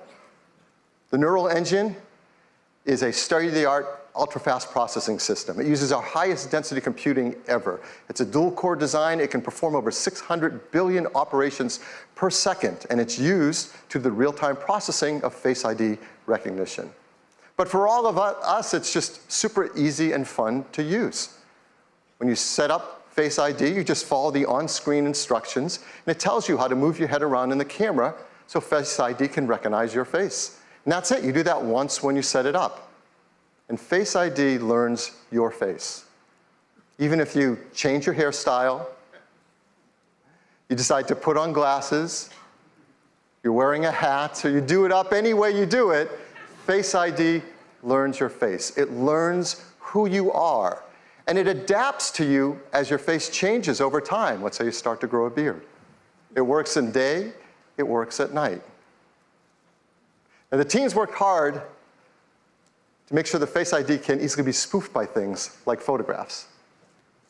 They've even gone and worked with professional mask makers and makeup artists in Hollywood to protect against these attempts to beat Face ID. These are actual masks used by the engineering team to train the neural networks to protect against them in Face ID. I mean, it's incredible.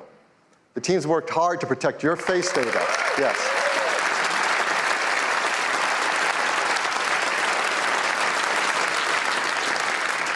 Your face data is protected with the secure enclave and the A11 Bionic chip. All the processing is done on iPhone 10 and not sent to a server. We require user attention to unlock. That means if your eyes are closed, you're looking away, it's not going to unlock. Now, how do we compare that to Touch ID? How secure is it? Well, there's no perfect system, not even biometric ones. But as we said earlier, Touch ID is the gold standard for consumer device biometric protection.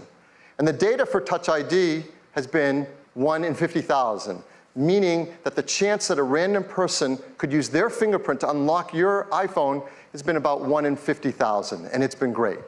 So what are the similar statistics for Face ID? 1 in a million.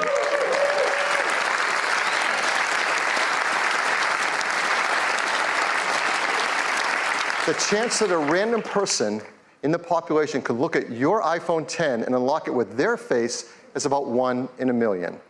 Now, of course, the statistics are lower if that person shares a close genetic relationship with you.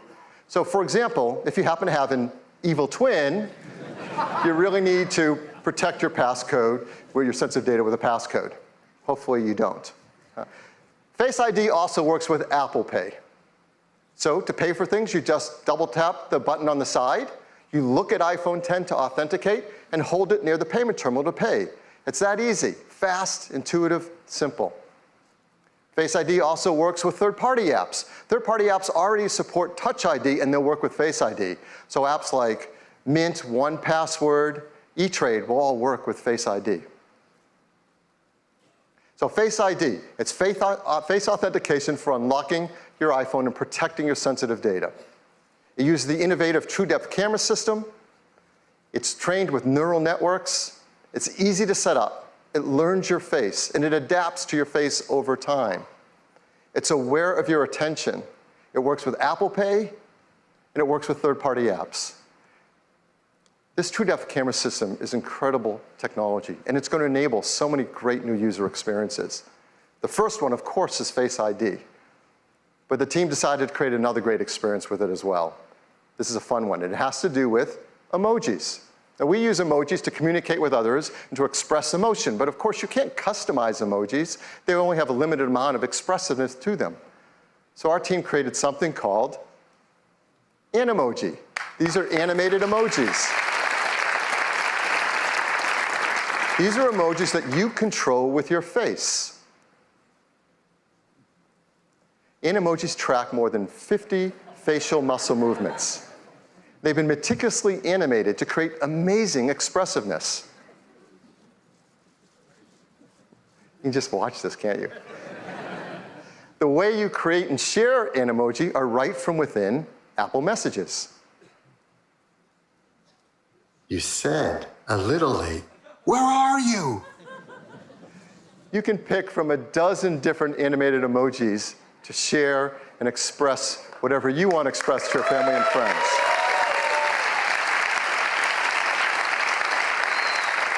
So iPhone 10 is packed with innovative technologies that enable new user experiences. I'm really excited to invite out Craig Federici to show you iPhone 10 and what it's like to use it for the very first time. Craig? Hey, everybody. Wow, well, I'm absolutely thrilled to be able to give all of you your first live look at iPhone 10. This is a phone we've been dreaming about for a long time, but the reality of it in your hand, it's really something epic. So let's take a look. Here is iPhone 10. Now, unlocking it is as easy as looking at it and swiping up. And, you know, let's try that again. Ho, ho, ho. Let's go to backup here and get right in. So here we are, and you see this expansive display. It's just a beautiful canvas for all of your content and your gestures. And I'm just gonna go into the weather app here, and you can just see how apps look when they take advantage of the edge-to-edge display. Now, exiting an app couldn't be easier. You just swipe from the bottom, just like this, and throw the app right back on the home screen. Let me do that again. Just swipe right up. Let's take a look at the web. It just looks unbelievable, edge to edge on this display. And your photos, of course, are just gorgeous as well. Let's jump into this one. Just amazing.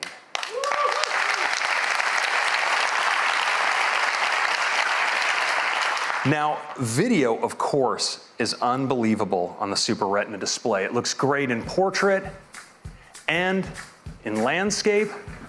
And of course, this is HDR video. Just incredible looking. Now, Phil told you a little bit about multitasking on the device. Let me show you. I'm just going to jump into Maps. And if I want to move between my applications, I can just swipe up and stop, and my other apps all come in. I can get at them with a tap. Just lift. It's just that easy. And we have a great shortcut as well. You can actually move back between apps just by swiping along the bottom like this. It's really easy. Now, you may be wondering about Control Center, and worry not. Right where your status indicators are in the upper right-hand corner, you can just swipe down and get at Control Center from anywhere. It's that easy. Now let's take a look again at Face ID, because unlocking your phone is just amazingly intuitive. You just raise it, look at it, and swipe right up to get started.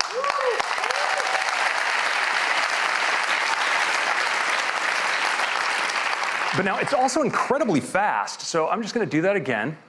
I just raise it, look at it, swipe. I don't have to wait. And it's also really, really smart. So let's say I wake my phone and I'm not looking at it. It stays locked. But once I give it my attention, well, it unlocks and I can get right in. It's really cool.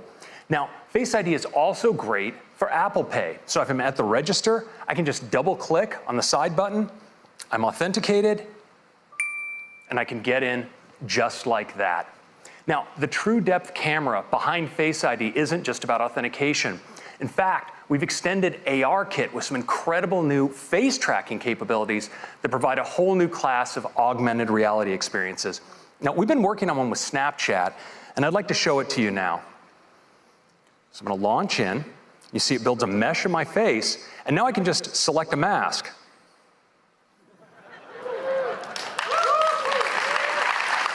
The tracking is just unreal. Let's check out this one.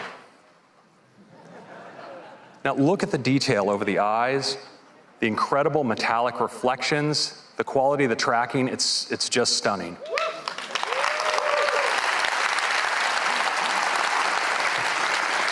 Now, of course, many of us like to communicate with emoji. And with Animoji, we can now breathe our own personality into our favorites.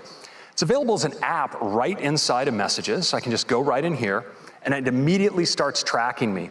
So I can make whatever expression I want, and just pick that up and use it as a sticker, drop it on my message like that.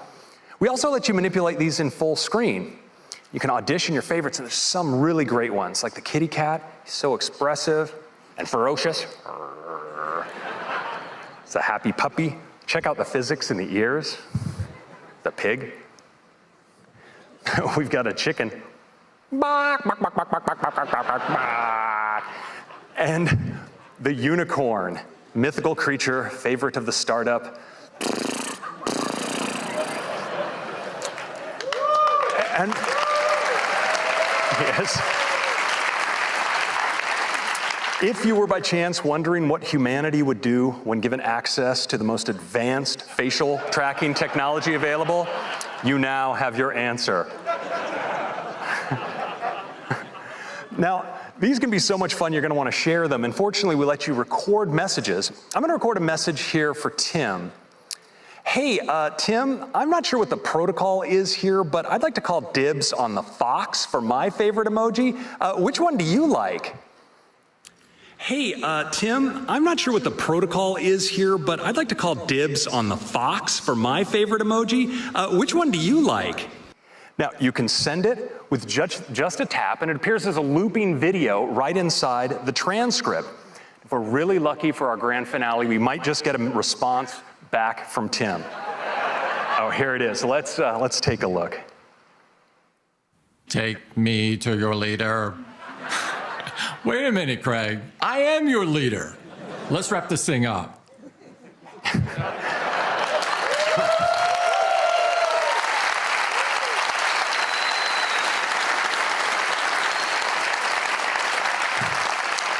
So that is your first look at the new iPhone 10 and the amazing experience with the True Depth camera and Animoji. I think you're gonna love it. Thank you very much.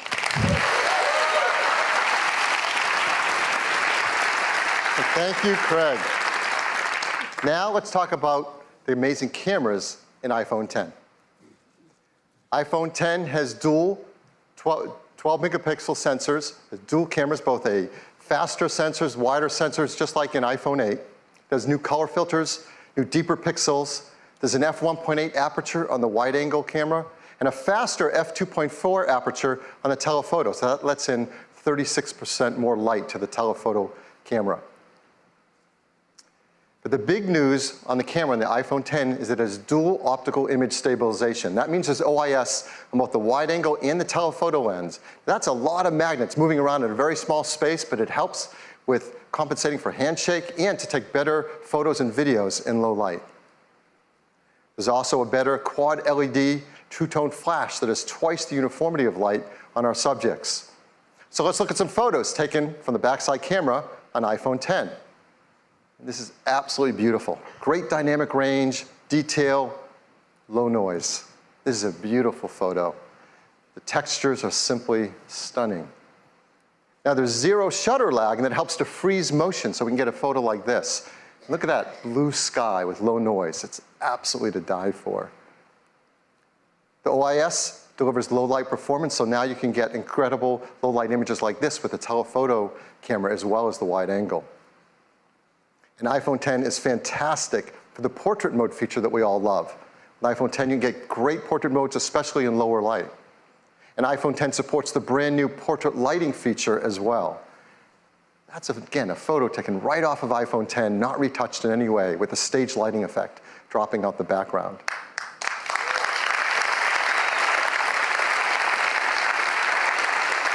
iPhone X is great for photos, it's amazing for 4K video, and like iPhone 8, it's tuned for AR applications. It has factory calibrated cameras, the new gyroscope, an accelerometer, the performance advantages of the A11 Bionic chip CPU, GPU, and ISP, and ARKit is tuned for iPhone X. Now the backside camera that we use so much is not the only camera, of course, on the iPhone. We have our front side camera as well, and people love to use those for taking selfie photographs. And now with iPhone X and its true depth camera, it really delivers a breakthrough into the photos you can take for selfies.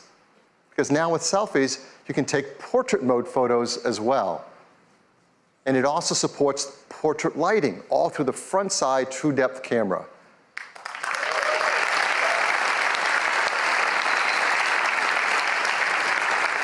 I mean, people are going to be blown away with the selfies you can take with the iPhone X. This is absolutely beautiful.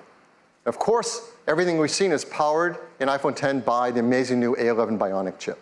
We talked all about an iPhone 8, but it's worth hitting on the highlights again because there has never been anything like it.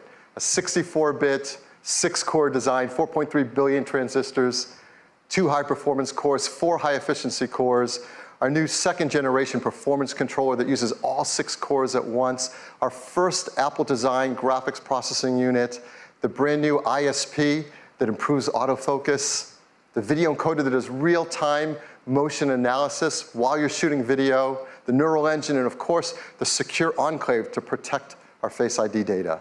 All this performance, I'm sure, as you expect, does come with a hit to battery life. So I think it's important to tell you that we've increased it. Yes, it lasts. Yes. Again, hardware and software teams work really hard to deliver 2 more hours of all-day battery life to us. So, wireless. Just like iPhone 8, iPhone X is also built for a wireless world. It has Qi charging through the glass back, and it will work with the Qi charging devices, like the ones that we mentioned earlier from Mophie and Belkin. It also works with third-party Qi devices that are Qi certified. And there are a lot of great devices that are going to start to come to market, particularly because of iPhone 8 and iPhone X. But we also think we can make the wireless charging experience even better. So our team wants to create something I think all of us are going to want to use, and it might actually help move the entire industry forward. So we're going to give you a sneak peek of this idea right now. I'm sure many of you do this. I do this. I have a lot of Apple products. I love them. I use them all day long. I charge them at night. You plug in your cables. You plug in your chargers. You take those cables and chargers with you on the road when you travel. We think we have an idea of how to make this a better experience. And here it is. It's a mat that you place your iPhone 8 or iPhone X down, and it just starts to charge. And it's a beautiful new interface. It doesn't stop there. You can place your Series 3 Apple Watch down on it, and it starts to charge as well. And you can place your AirPods with the optional new wireless charging case on it, and it starts to charge as well. They all charge.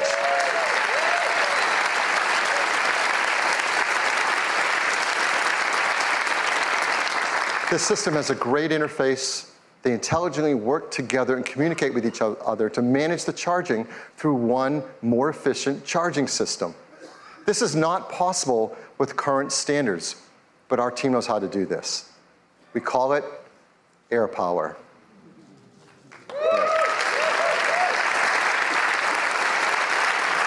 We hope people love it, that it encourages others to create more advanced solutions based on technology like this. We're going to be working with the Chief Standards team to incorporate these benefits into the future of the standards, to make wireless charging better for everyone. So look for the AirPower charger next year. So that is iPhone 10. It is the future of the smartphone. It is packed with many innovative features, huge list, we won't go through them all, and they add up to a new, better experience. We're so excited about iPhone 10, we created a beautiful video to tell you all about it.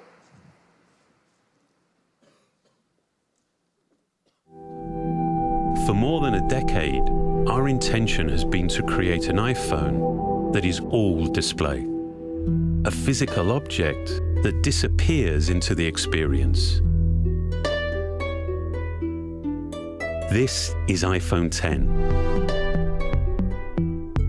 Developing the form and display together defines a whole new integration, making the boundary between the device and the screen hard to discern.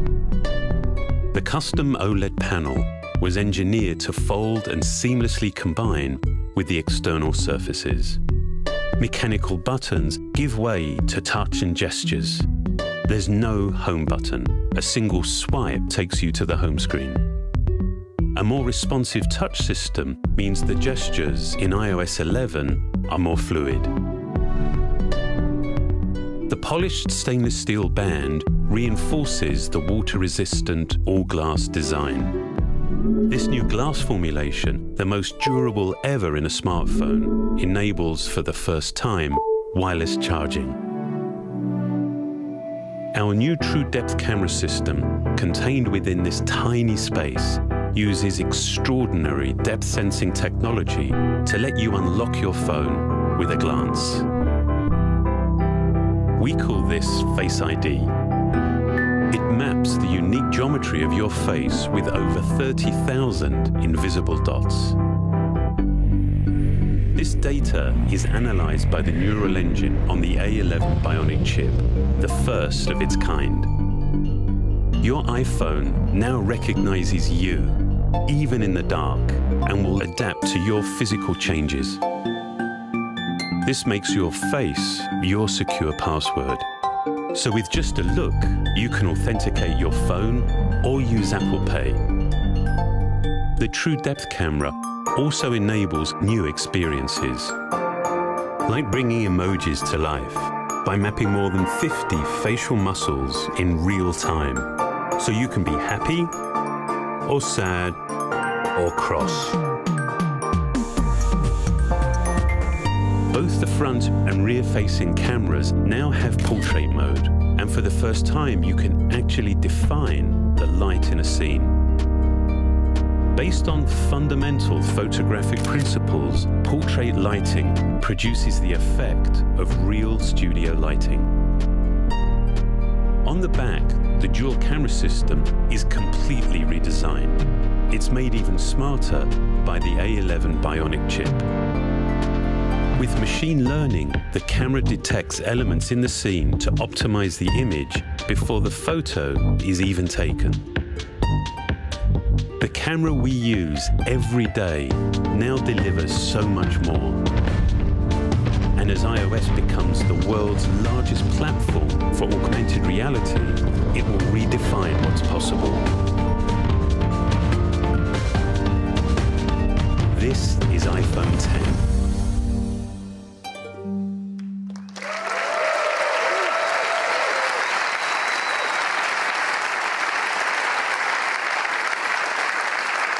The team works hard to make iPhone 8 and iPhone 10 in the most environmentally friendly manner possible. They have arsenic-free display glass, mercury-free displays. They're BFR-free, PVC-free, beryllium-free.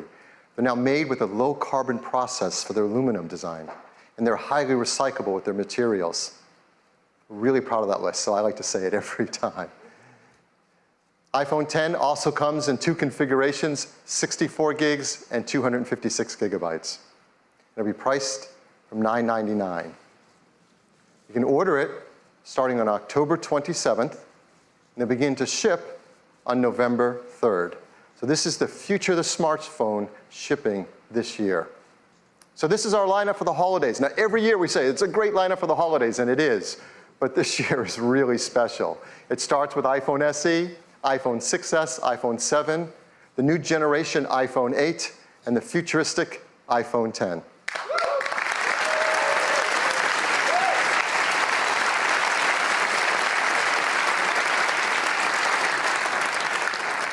Ten years ago, when Steve introduced the world to iPhone, he closed with a quote from Wayne Gretzky. It said, "I skate to where the puck is going to be, not where it has been." Steve said that's what Apple does. We skate to where the puck is going to be. And that is what iPhone 10 is all about. Thank you. Back to you, Tim.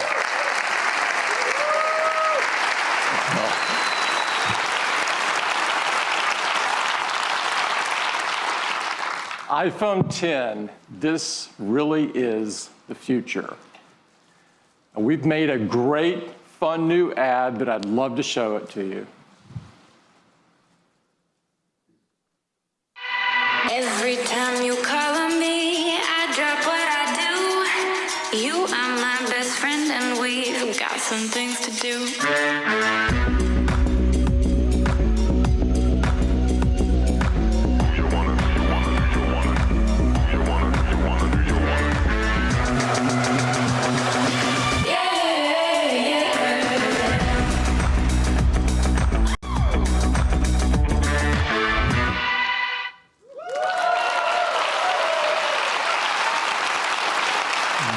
Is iPhone 10. Thank you. Thank you. Thank you. Thank you. So what a morning we've had. Apple Watch Series 3 with cellular, which gives you the freedom to go anywhere you want with or without your iPhone. Apple TV 4K brings the magic of the cinema straight to your living room with incredible 4K and HDR content. iPhone 8, a beautiful glass design, incredible cameras, wireless charging, A11 Bionic chip, and of course, powerful AR capabilities. We think you're going to love it. An iPhone 10, the most advanced iPhone we've ever made. The incredible new design, Face ID, true depth camera system, and more powerful technologies than we've ever put in an iPhone before. It really is the future of the smartphone. And we began this morning with some inspiring words from Steve. One of the ways that I believe people express their appreciation to the rest of humanity is to make something wonderful and put it out there.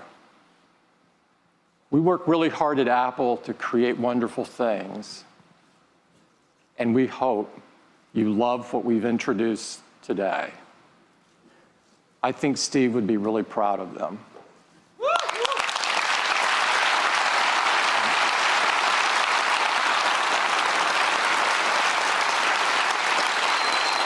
I'd like to thank everyone at Apple who made today possible.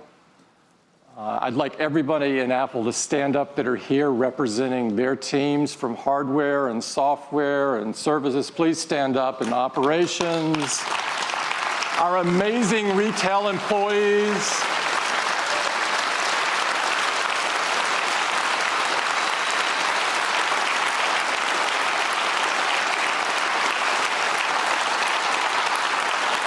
And everyone that works so hard on this theater and on Apple Park. One of the great things about this theater is an unbelievable hands-on area. It is the most beautiful hands-on area we've ever had by far. And I would encourage all of you to join us there and get your hands on these wonderful products. Thank you so much for spending the morning with us. Thank you.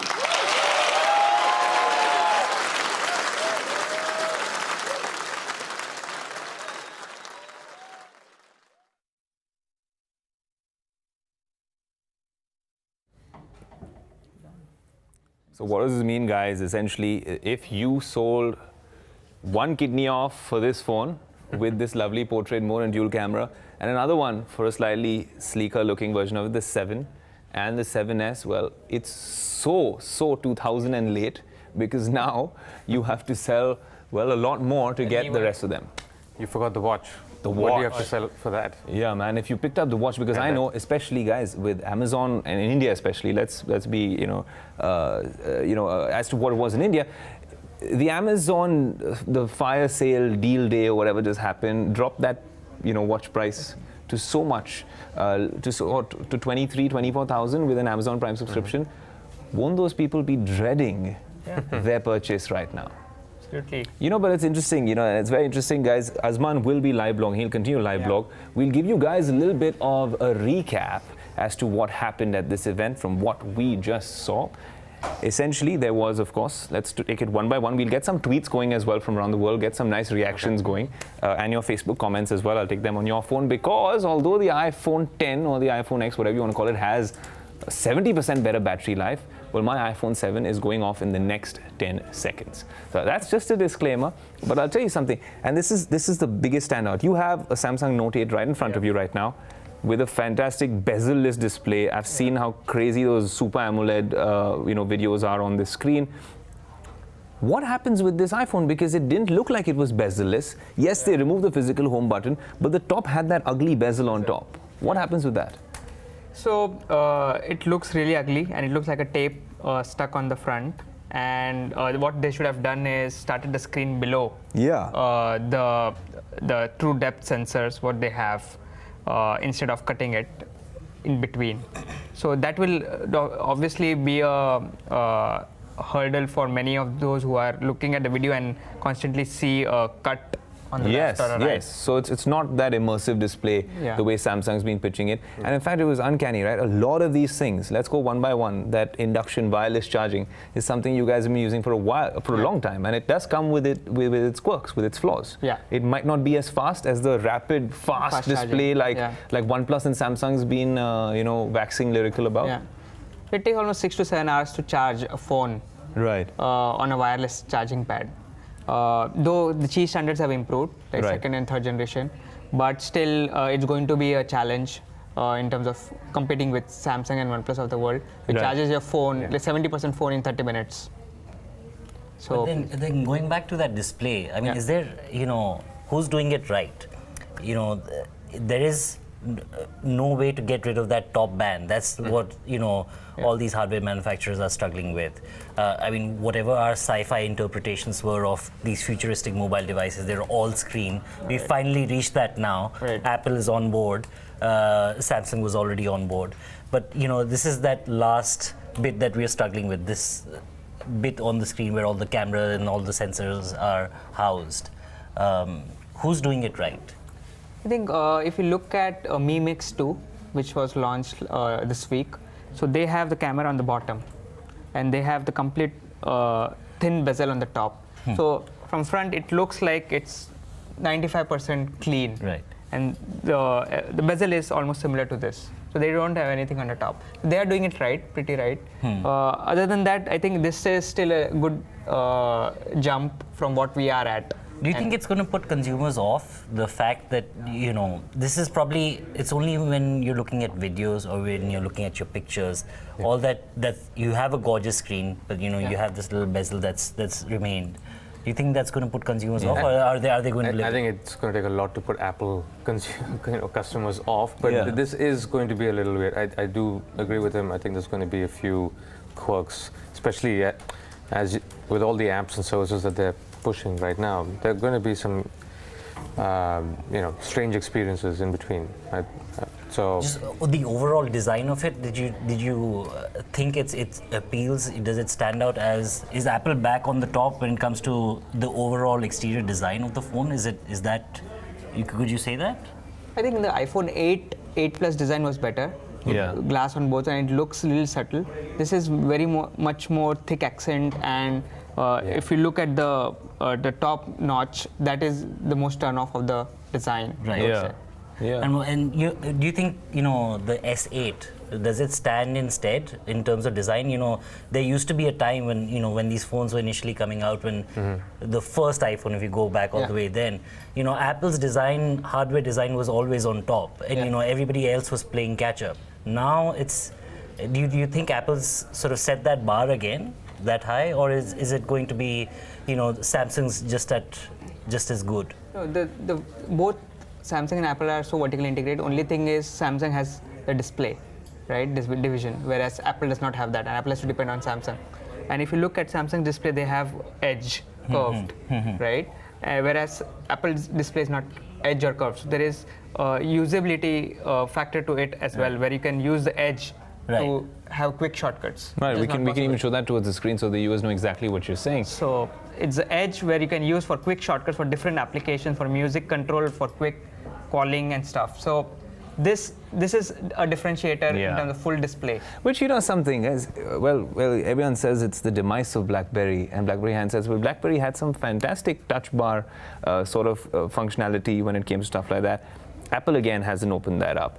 But based on the leaks, guys, and it also, it didn't feel as exciting, this event, although it was great. Yeah.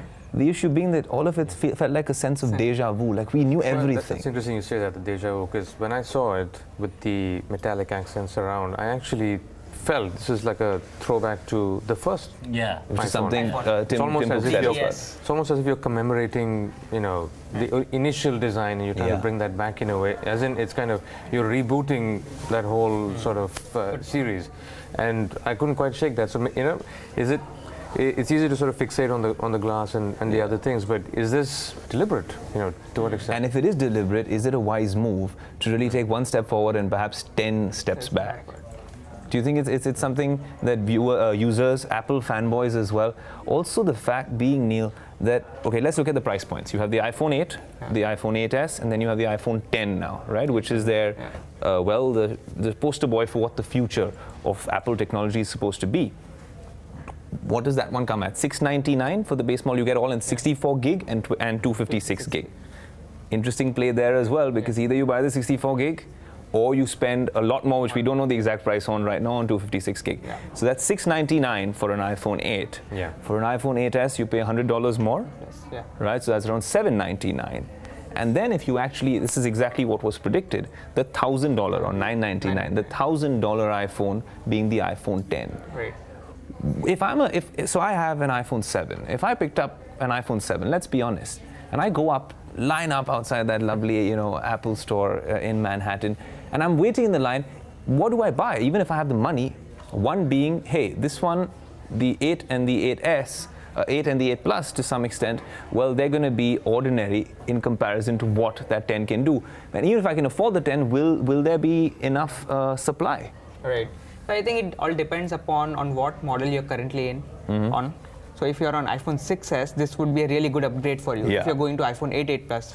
So 8 Plus would be really good for you. Yeah. But you necessarily do not have to spend on iPhone 10, which is first time it has an OLED display, it has a cut. Maybe it might improve better in the next iteration. Yeah. So if you are on iPhone 6, 6s or 5s, you'd be better off buying 7 Plus or 8 Plus. Yeah. Right. Yeah. The notch you mentioned, there's always a lot of trade-offs, when it comes to all these new designs. For the amount they've tried to pack in, this is, I think you're going to see whatever they call it, the 10S or whatever they end up calling it. Yeah. This will iterate pretty rapidly. So I think you're not going to see that kind of stuff for much longer. Well, that's just the phones, but obviously, Azman, you had something to say as well. So I wanted to ask, so all of these new phones that have been launched have glass on the front, glass on the back. So I feel that it's going to be an important factor, because you tend to drop your phones a lot. Right. And you don't want that screen to be cracked and it takes a bomb to replace it. So what do you think, how how much of an impact the strength of the glass has here? It depends on the Android OEMs are using Gorilla Glass on back as well as front. So if you're going with Gorilla Glass 4 and above, they're still much better than, we don't know what Apple has used. It's funny they don't mention that anymore. Yeah. You know, earlier when they launched, you know, they upgraded the glass, you know, they said Gorilla Glass, but, you know, there's no mention of that here. What do you make of the vision of the future? Is it really that futuristic? You know, what, you know, this is supposed to be the roadmap of the future. I think this is not the vision of the future. This is the new normal. Yeah. Whereas if you might have heard what DJ Co today announced, they're coming up with a foldable Note next year. That is a form factor we have to look at as a vision for future, where you can use it as a tablet or mini tablet, or you can use it as a phone. So that is going to be something, a new form factor. This is just a evolution. Yeah, and this is not so much of a vision that was already shown to us by Samsung. You know, we already, there's nothing new that consumers are really seeing. Oh wow, you got induction charging, and you know, apart from the face unlock, which is already, you know, I think there's nothing. I think they're doing it slightly better using 3D. Right. Because of the PrimeSense acquisition which they did 4 years ago, and a face shift. You know the biggest announcement, which I was completely bummed out, if you're a fitness enthusiast, and I'm going to move one step forward to the Apple Watch. Now, picking up the Apple Watch 2, you thought, hey, it's great, even if you do research. But even an ordinary, you know, Chinese manufacturer with their trackers gives you sleep analysis. Considering the military sensors on that band that Neil's wearing right now, last 28, 25 days at least on one charge. The fact of the matter is that we don't have sleep analysis, although Apple bought a bed, right? So we don't have that yet. They didn't make any announcement. They spoke about heart rate, elevated heart rate, and how it can, you know, deal with health issues and heart issues. Great, which again was an option on a lot of fitness bands. What does the Apple Watch 3 give me that is different? It just gives you freedom from your iPhone. You don't have to carry while running. That's right. Yeah. Having that, especially having a glass back, so it won't fall. Having that cellular connectivity. You can get in on a surfboard and have your watch submerged halfway underwater and still stream your music. That's what they show. That's what they show us. Besides that, don't forget also the amount of data that it's going to be sending out in terms of, you know, like the collection and the analysis that, you know, they needed to do this to actually set the stage for that next. They're not ready for the health. You know, version of this, the paradigm of this. They needed all the data. I mean, now wherever you are, you're not linked to that. This standalone device will help tremendously. Yeah. So they're not syncing direct to cloud. Directly to the cloud. Yes. So that's you know, we didn't really spend much time talking about that, but I do expect that will be, you know, a fundamental sort of difference and it from would be great a break if it from the directly past. connects to my practitioner or doctor. Exactly. And if I have a heart problem and I'm running 10 miles per hour and I was advised just 5 miles per hour. That's true. And allow him to call you, break in between your activity, or, you know, this sort of preventive kind of care. Right. I think we're just seeing the beginning of that. Again, it's very expensive for preventive care, for $500. Yes. And I need to own an iPhone for it. And a data plan. And a data plan. Yeah. And cloud services should be bundled in, and my... and a wireless charger. And Apple Music. Apple Music. So and AirPods. And AirPods. So it's like a $1,500 are, you know, usually targeted towards fitness, and, you know, if you look at, you know, what Apple did with the last series of, you know, the last version, you know, it was basically building on those exercise programs, and, you know, you have fitness tracker, and it's all building on that. Now, you know, with this version, they're introducing, you know, if you're older and you need to monitor your health, here's this heart rate monitor. Do you think that's going to be grab another piece of the market? I think we are very much, Apple is very far away from that, because if you really need to have that preventive care, it needs to be HIPAA certified, and it needs to be medical grade. Right. Yeah. And this just falls very much short of that. That's true. So we also saw an animated emoji, which is their sort of version to use in messages. You can use augmented reality and do stuff like that. We have OTT services like Snapchat doing some fantastic work in that space. We've seen that as well. Were you guys really impressed with the animated emoji? No? Maybe it's my age, but I don't use those. Yeah, Azman's the youngest guy. Azman? I think I was most impressed by how Federici described it. He said, if you wondered what humanity would do with the most advanced facial tracking, you now have your answer. And I remember that emoji, that very particular emoji, it was the which a lot of people think emoji. is chocolate froyo, but it's not chocolate froyo, I promise you that. It's something else. I'd also request you guys, well, since my iPhone 7 has died during this broadcast, I also request Tim Cook, well, you have to come out with a cooler charging case, which isn't that heavy, so I can do a show and track your Facebook comments, but I'll need one of you guys to track some Facebook comments for me as well, whoever has Facebook open. I'll also get some tweets up on that screen and perhaps understand what everyone's been talking about. Oh, people have been talking a lot. Okay, Utriyan Roy says it looks like the same old phone. It's been wrapped again. Sad. He's not very happy. Yaz Yashu says the Note 8, which is something that Neil has over here, is cent% better than the iPhone 8. That's something I'll let Neil and Shiv comment on. Two guys with the same tweet. Yeah, and also but exact same tweet. Yeah, so they're happy about it. Uday Siga Kohli obviously says, you know, he bought the Nexus 5, which I have as well. I love it. Stock Android. And it had built-in wireless charging. So he's, you know, these are some interesting thoughts. There's a lot more. Yeah? There's a lot coming for this event. A lot of people watching. I like this Tacticus tweet. He says, Siri, you're having a heart attack. That's creepy. Sagar Desko says, people buying the iPhone 8 and the Apple Watch together should immediately be put under the scanner of the IT department. Oh.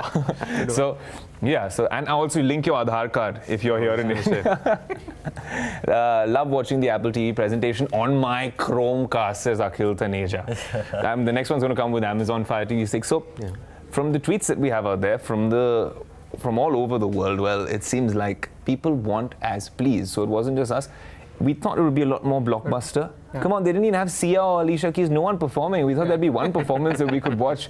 Rohit didn't even get us popcorn, nothing on the sets. I don't know what the markets thought through. Azman was tracking. So actually, shares started going up when the Apple Watch and Apple TV was released. You pointed out in your blog. Yeah, but I think so investors didn't really like the Apple iPhone 10. So shares started falling and it fell almost 0.8%. Interestingly, when the Snapchat thing was being shown, Snap shares went up 2.1%, which was like quite funny. Wow, and you know who's watching that with very closely would be Mark Zuckerberg saying, well, think about it. He's just launched Watch. Right. Being their video platform space, trying to get into the music space as well with record labels. Really hoping he can clone Snapchat and do something better. So maybe that's the next set of stocks that you should be watching. But it's kind of interesting, Neil, because you've been tracking the space for a while, right?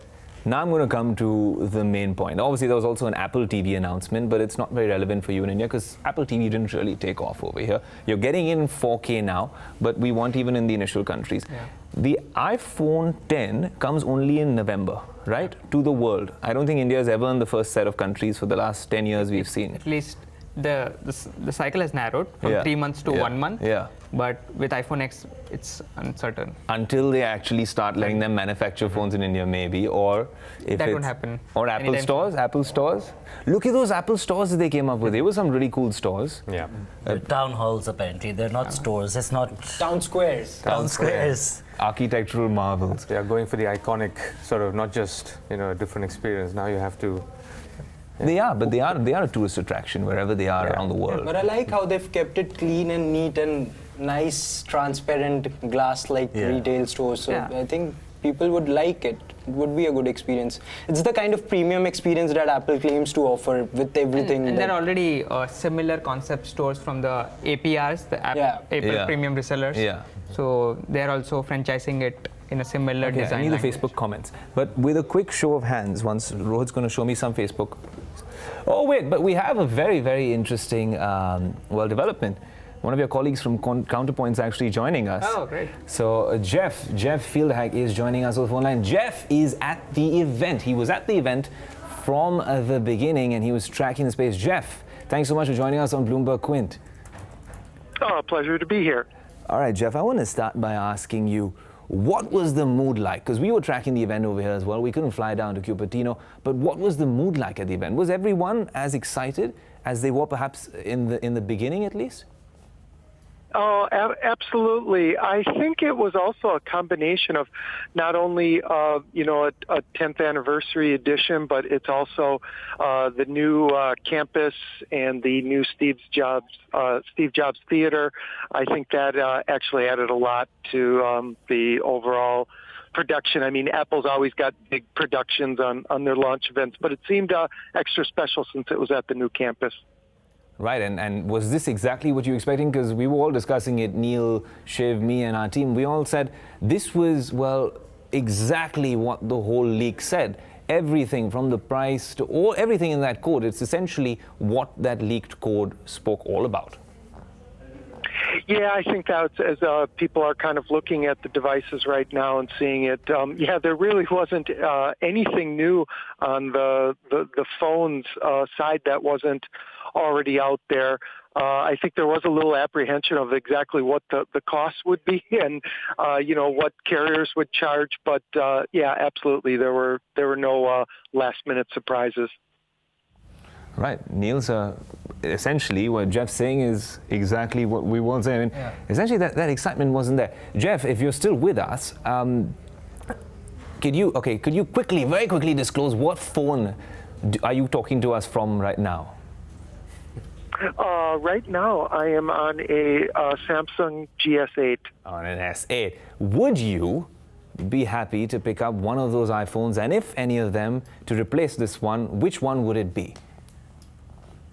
I would definitely go for the X, the iPhone 10, which I found was interesting. During the presentation, they called it the X. They sometimes called it the 10, but it is a beautiful device, and they did a great job engineering feat to cram all the antennas and all the front-facing camera to unlock into that edge display. It does look nice. It is an impressive device. Right, Neil, you wanted to ask Jeff a question. So Jeff, what do you think about the black bezel, the true depth sensor bezel on the top, which is cutting off the screen? Do you like it? It looks odd to me. Yeah, my impression holding it, it's very dark and it's very subtle. You can't. It's kind of a bit disguised, so that didn't jump out at me. It's a slightly bit thicker and it is a bit bigger in the hand, and it's also with the dual glass a bit heavier.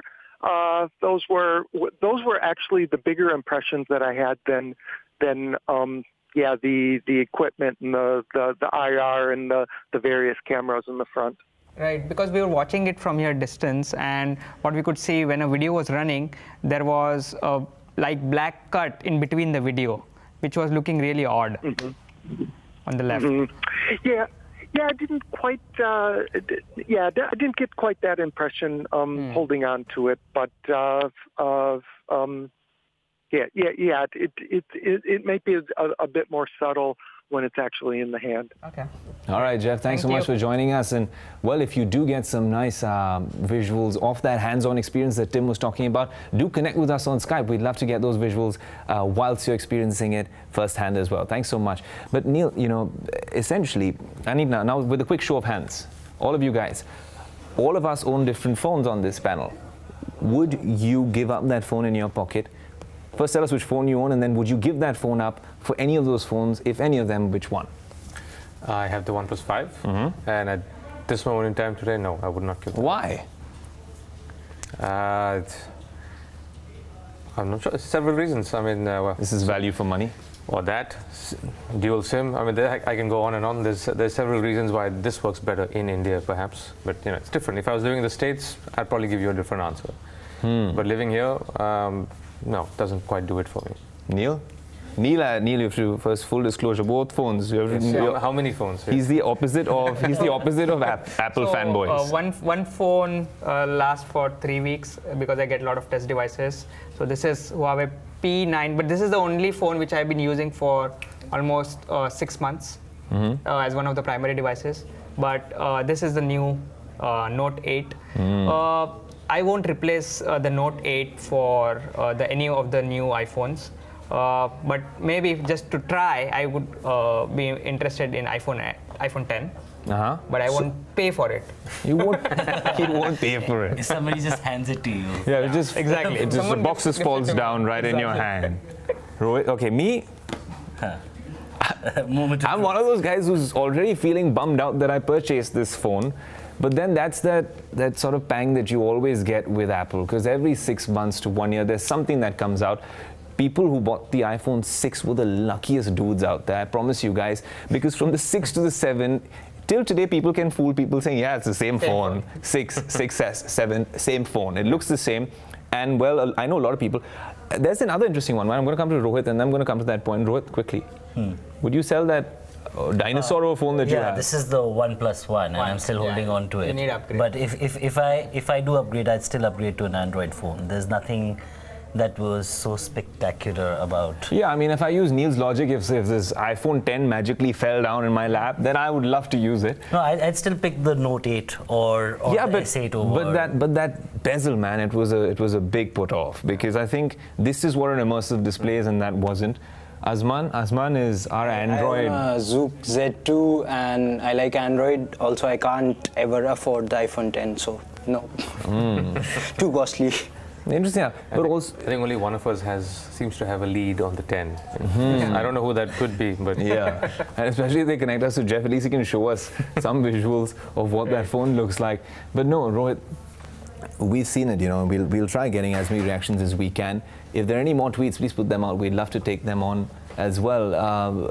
But essentially, it seems it's unanimous that people want as pleased. But you know what? I don't go by any of this reaction, because when the phone comes out, everyone lines up for it. Right. It's very convenient that everyone wants to buy an iPhone. Base of iPhone users. There are 700 million iPhone users globally. Yeah. So even 20% upgrade, that is 150 million iPhones sold. Right. Yeah. So. No, I just like how they pitched it, right? Like, although Samsung has got iris recognition as well for scan, a big deal was never made out of it, though that seems like a safety feature which should be there. The way they pitched it was face masks. We've tried it on people who make face masks as well, so you can never go wrong with our facial recognition. I mean, it's 1 in a million chance of it going wrong. It's an interesting point, because it kind of speaks to others hyping up features versus Apple hyping up the experience. Absolutely. It's a very different sort of ethos, perhaps, and that's why some of the other ones, they've been around, like we've been talking about, for quite some time. A lot of these technologies, these features have been around for a year, 2 years, 3 years, depending on which one you take. But this is what's going to move the needle. I mean, it all starts when you walk into that store of theirs. You see the big Apple logo up there, and it's basically not just the phone. The phone isn't the big deal. It's how it's marketed. It's right from how the customer steps in, and you get this brand image that I must get my hands on this device. No, but it's also things like the way they position themselves. What happened in the FBI case? Essentially it was a stand that they took, that they're not going to give you backdoor entry. It's happening now in India to some extent with Try. Yeah. When Try says we have a DND app, they say, no, we're not going to give you our private API. So, there's no chance. You can just work on what everyone works on, just like Truecaller or the others, but we're not going to. So sometimes, customers who really think that there's this perception about privacy and security with Apple, well, those guys do come in and purchase an Apple phone.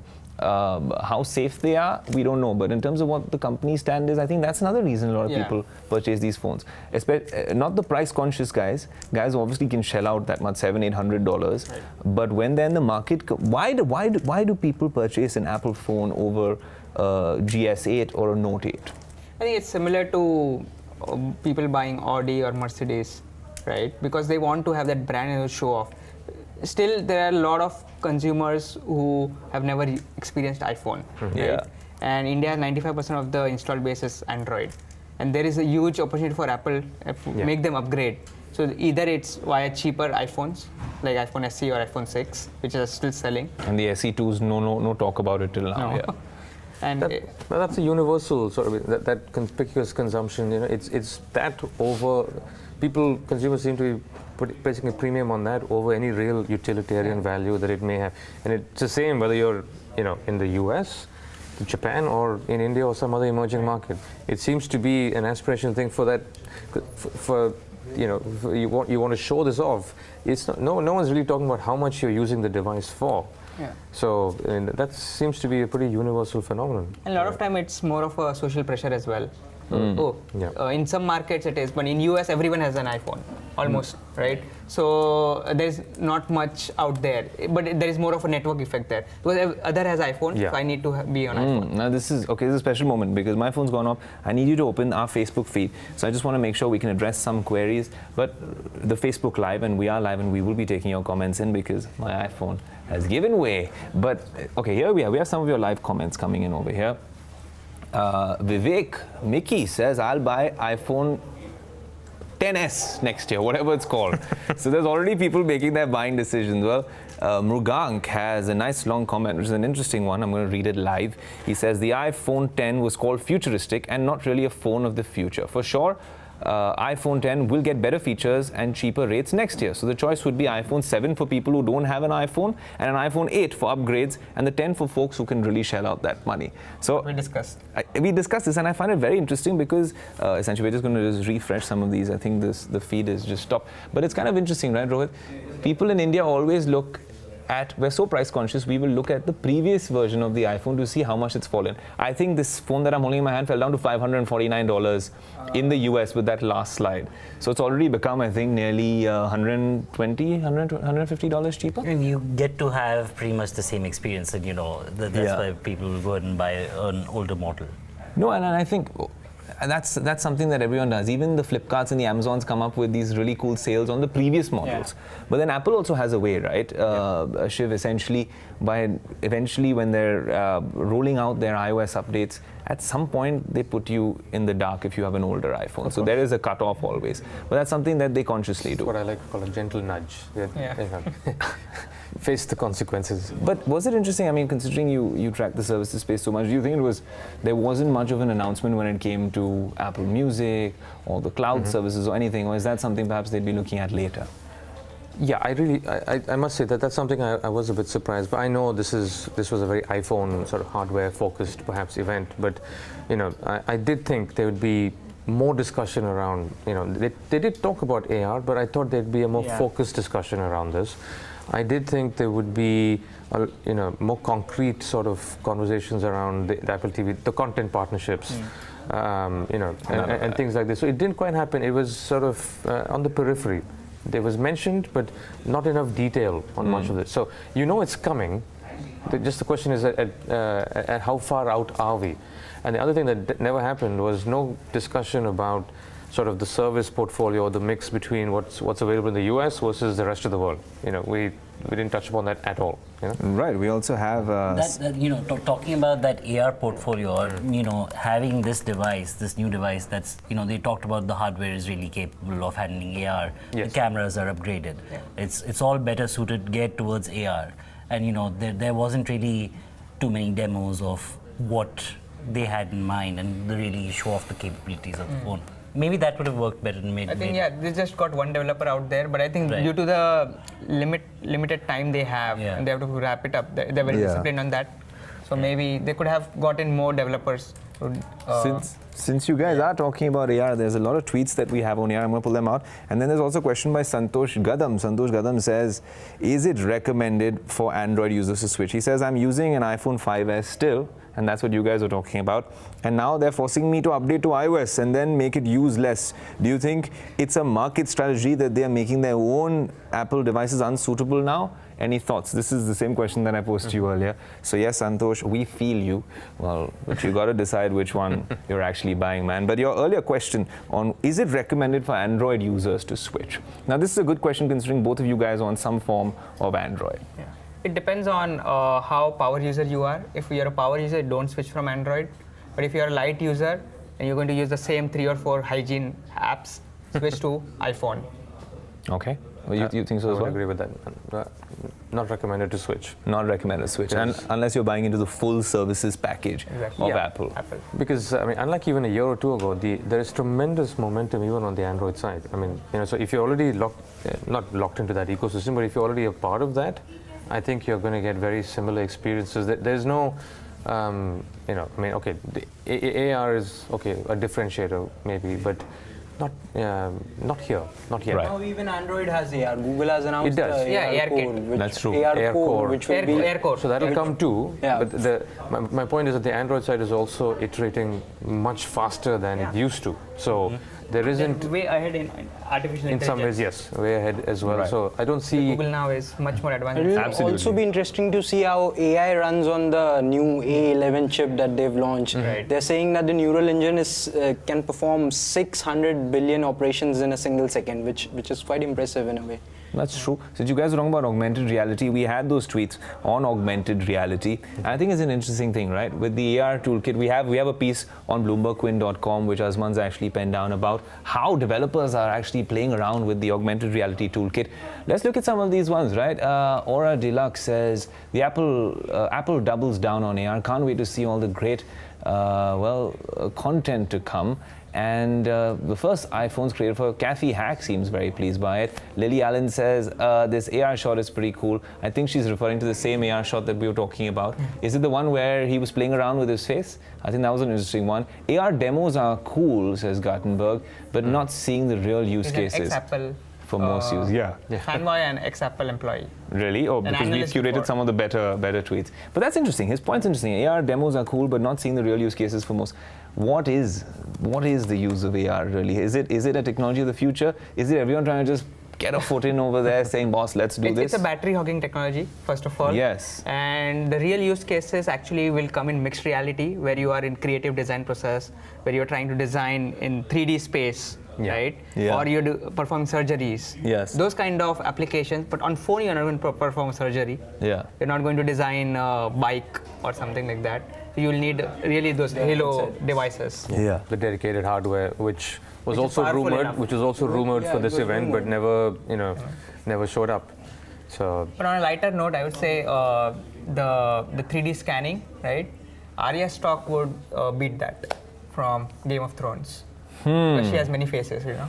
Just don't give out. I'll tell you guys, don't give out any spoilers from Game of Thrones, because I've seen how many people get trolled on social media for doing just that. I'll give you the best spoiler. I don't watch Game of Thrones, but if you want Narcos spoilers, then Neil and I will give them to you. Anyways, that's what I'm going to do. Well, it's been a long night. I have way too many phones in my hand, and they're way too expensive for me to drop. So a lot of them are borrowed, so please don't judge me.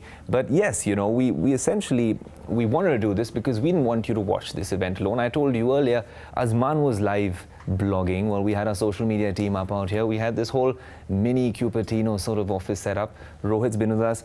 Shiv, thanks so much for joining us. We're going to get you in on a follow-up very soon. Neil, thanks. As always, it's been great fun. You're going to let us know when you get your hands on that iPhone 10, because yes. Shiv and I both want to fiddle around with it.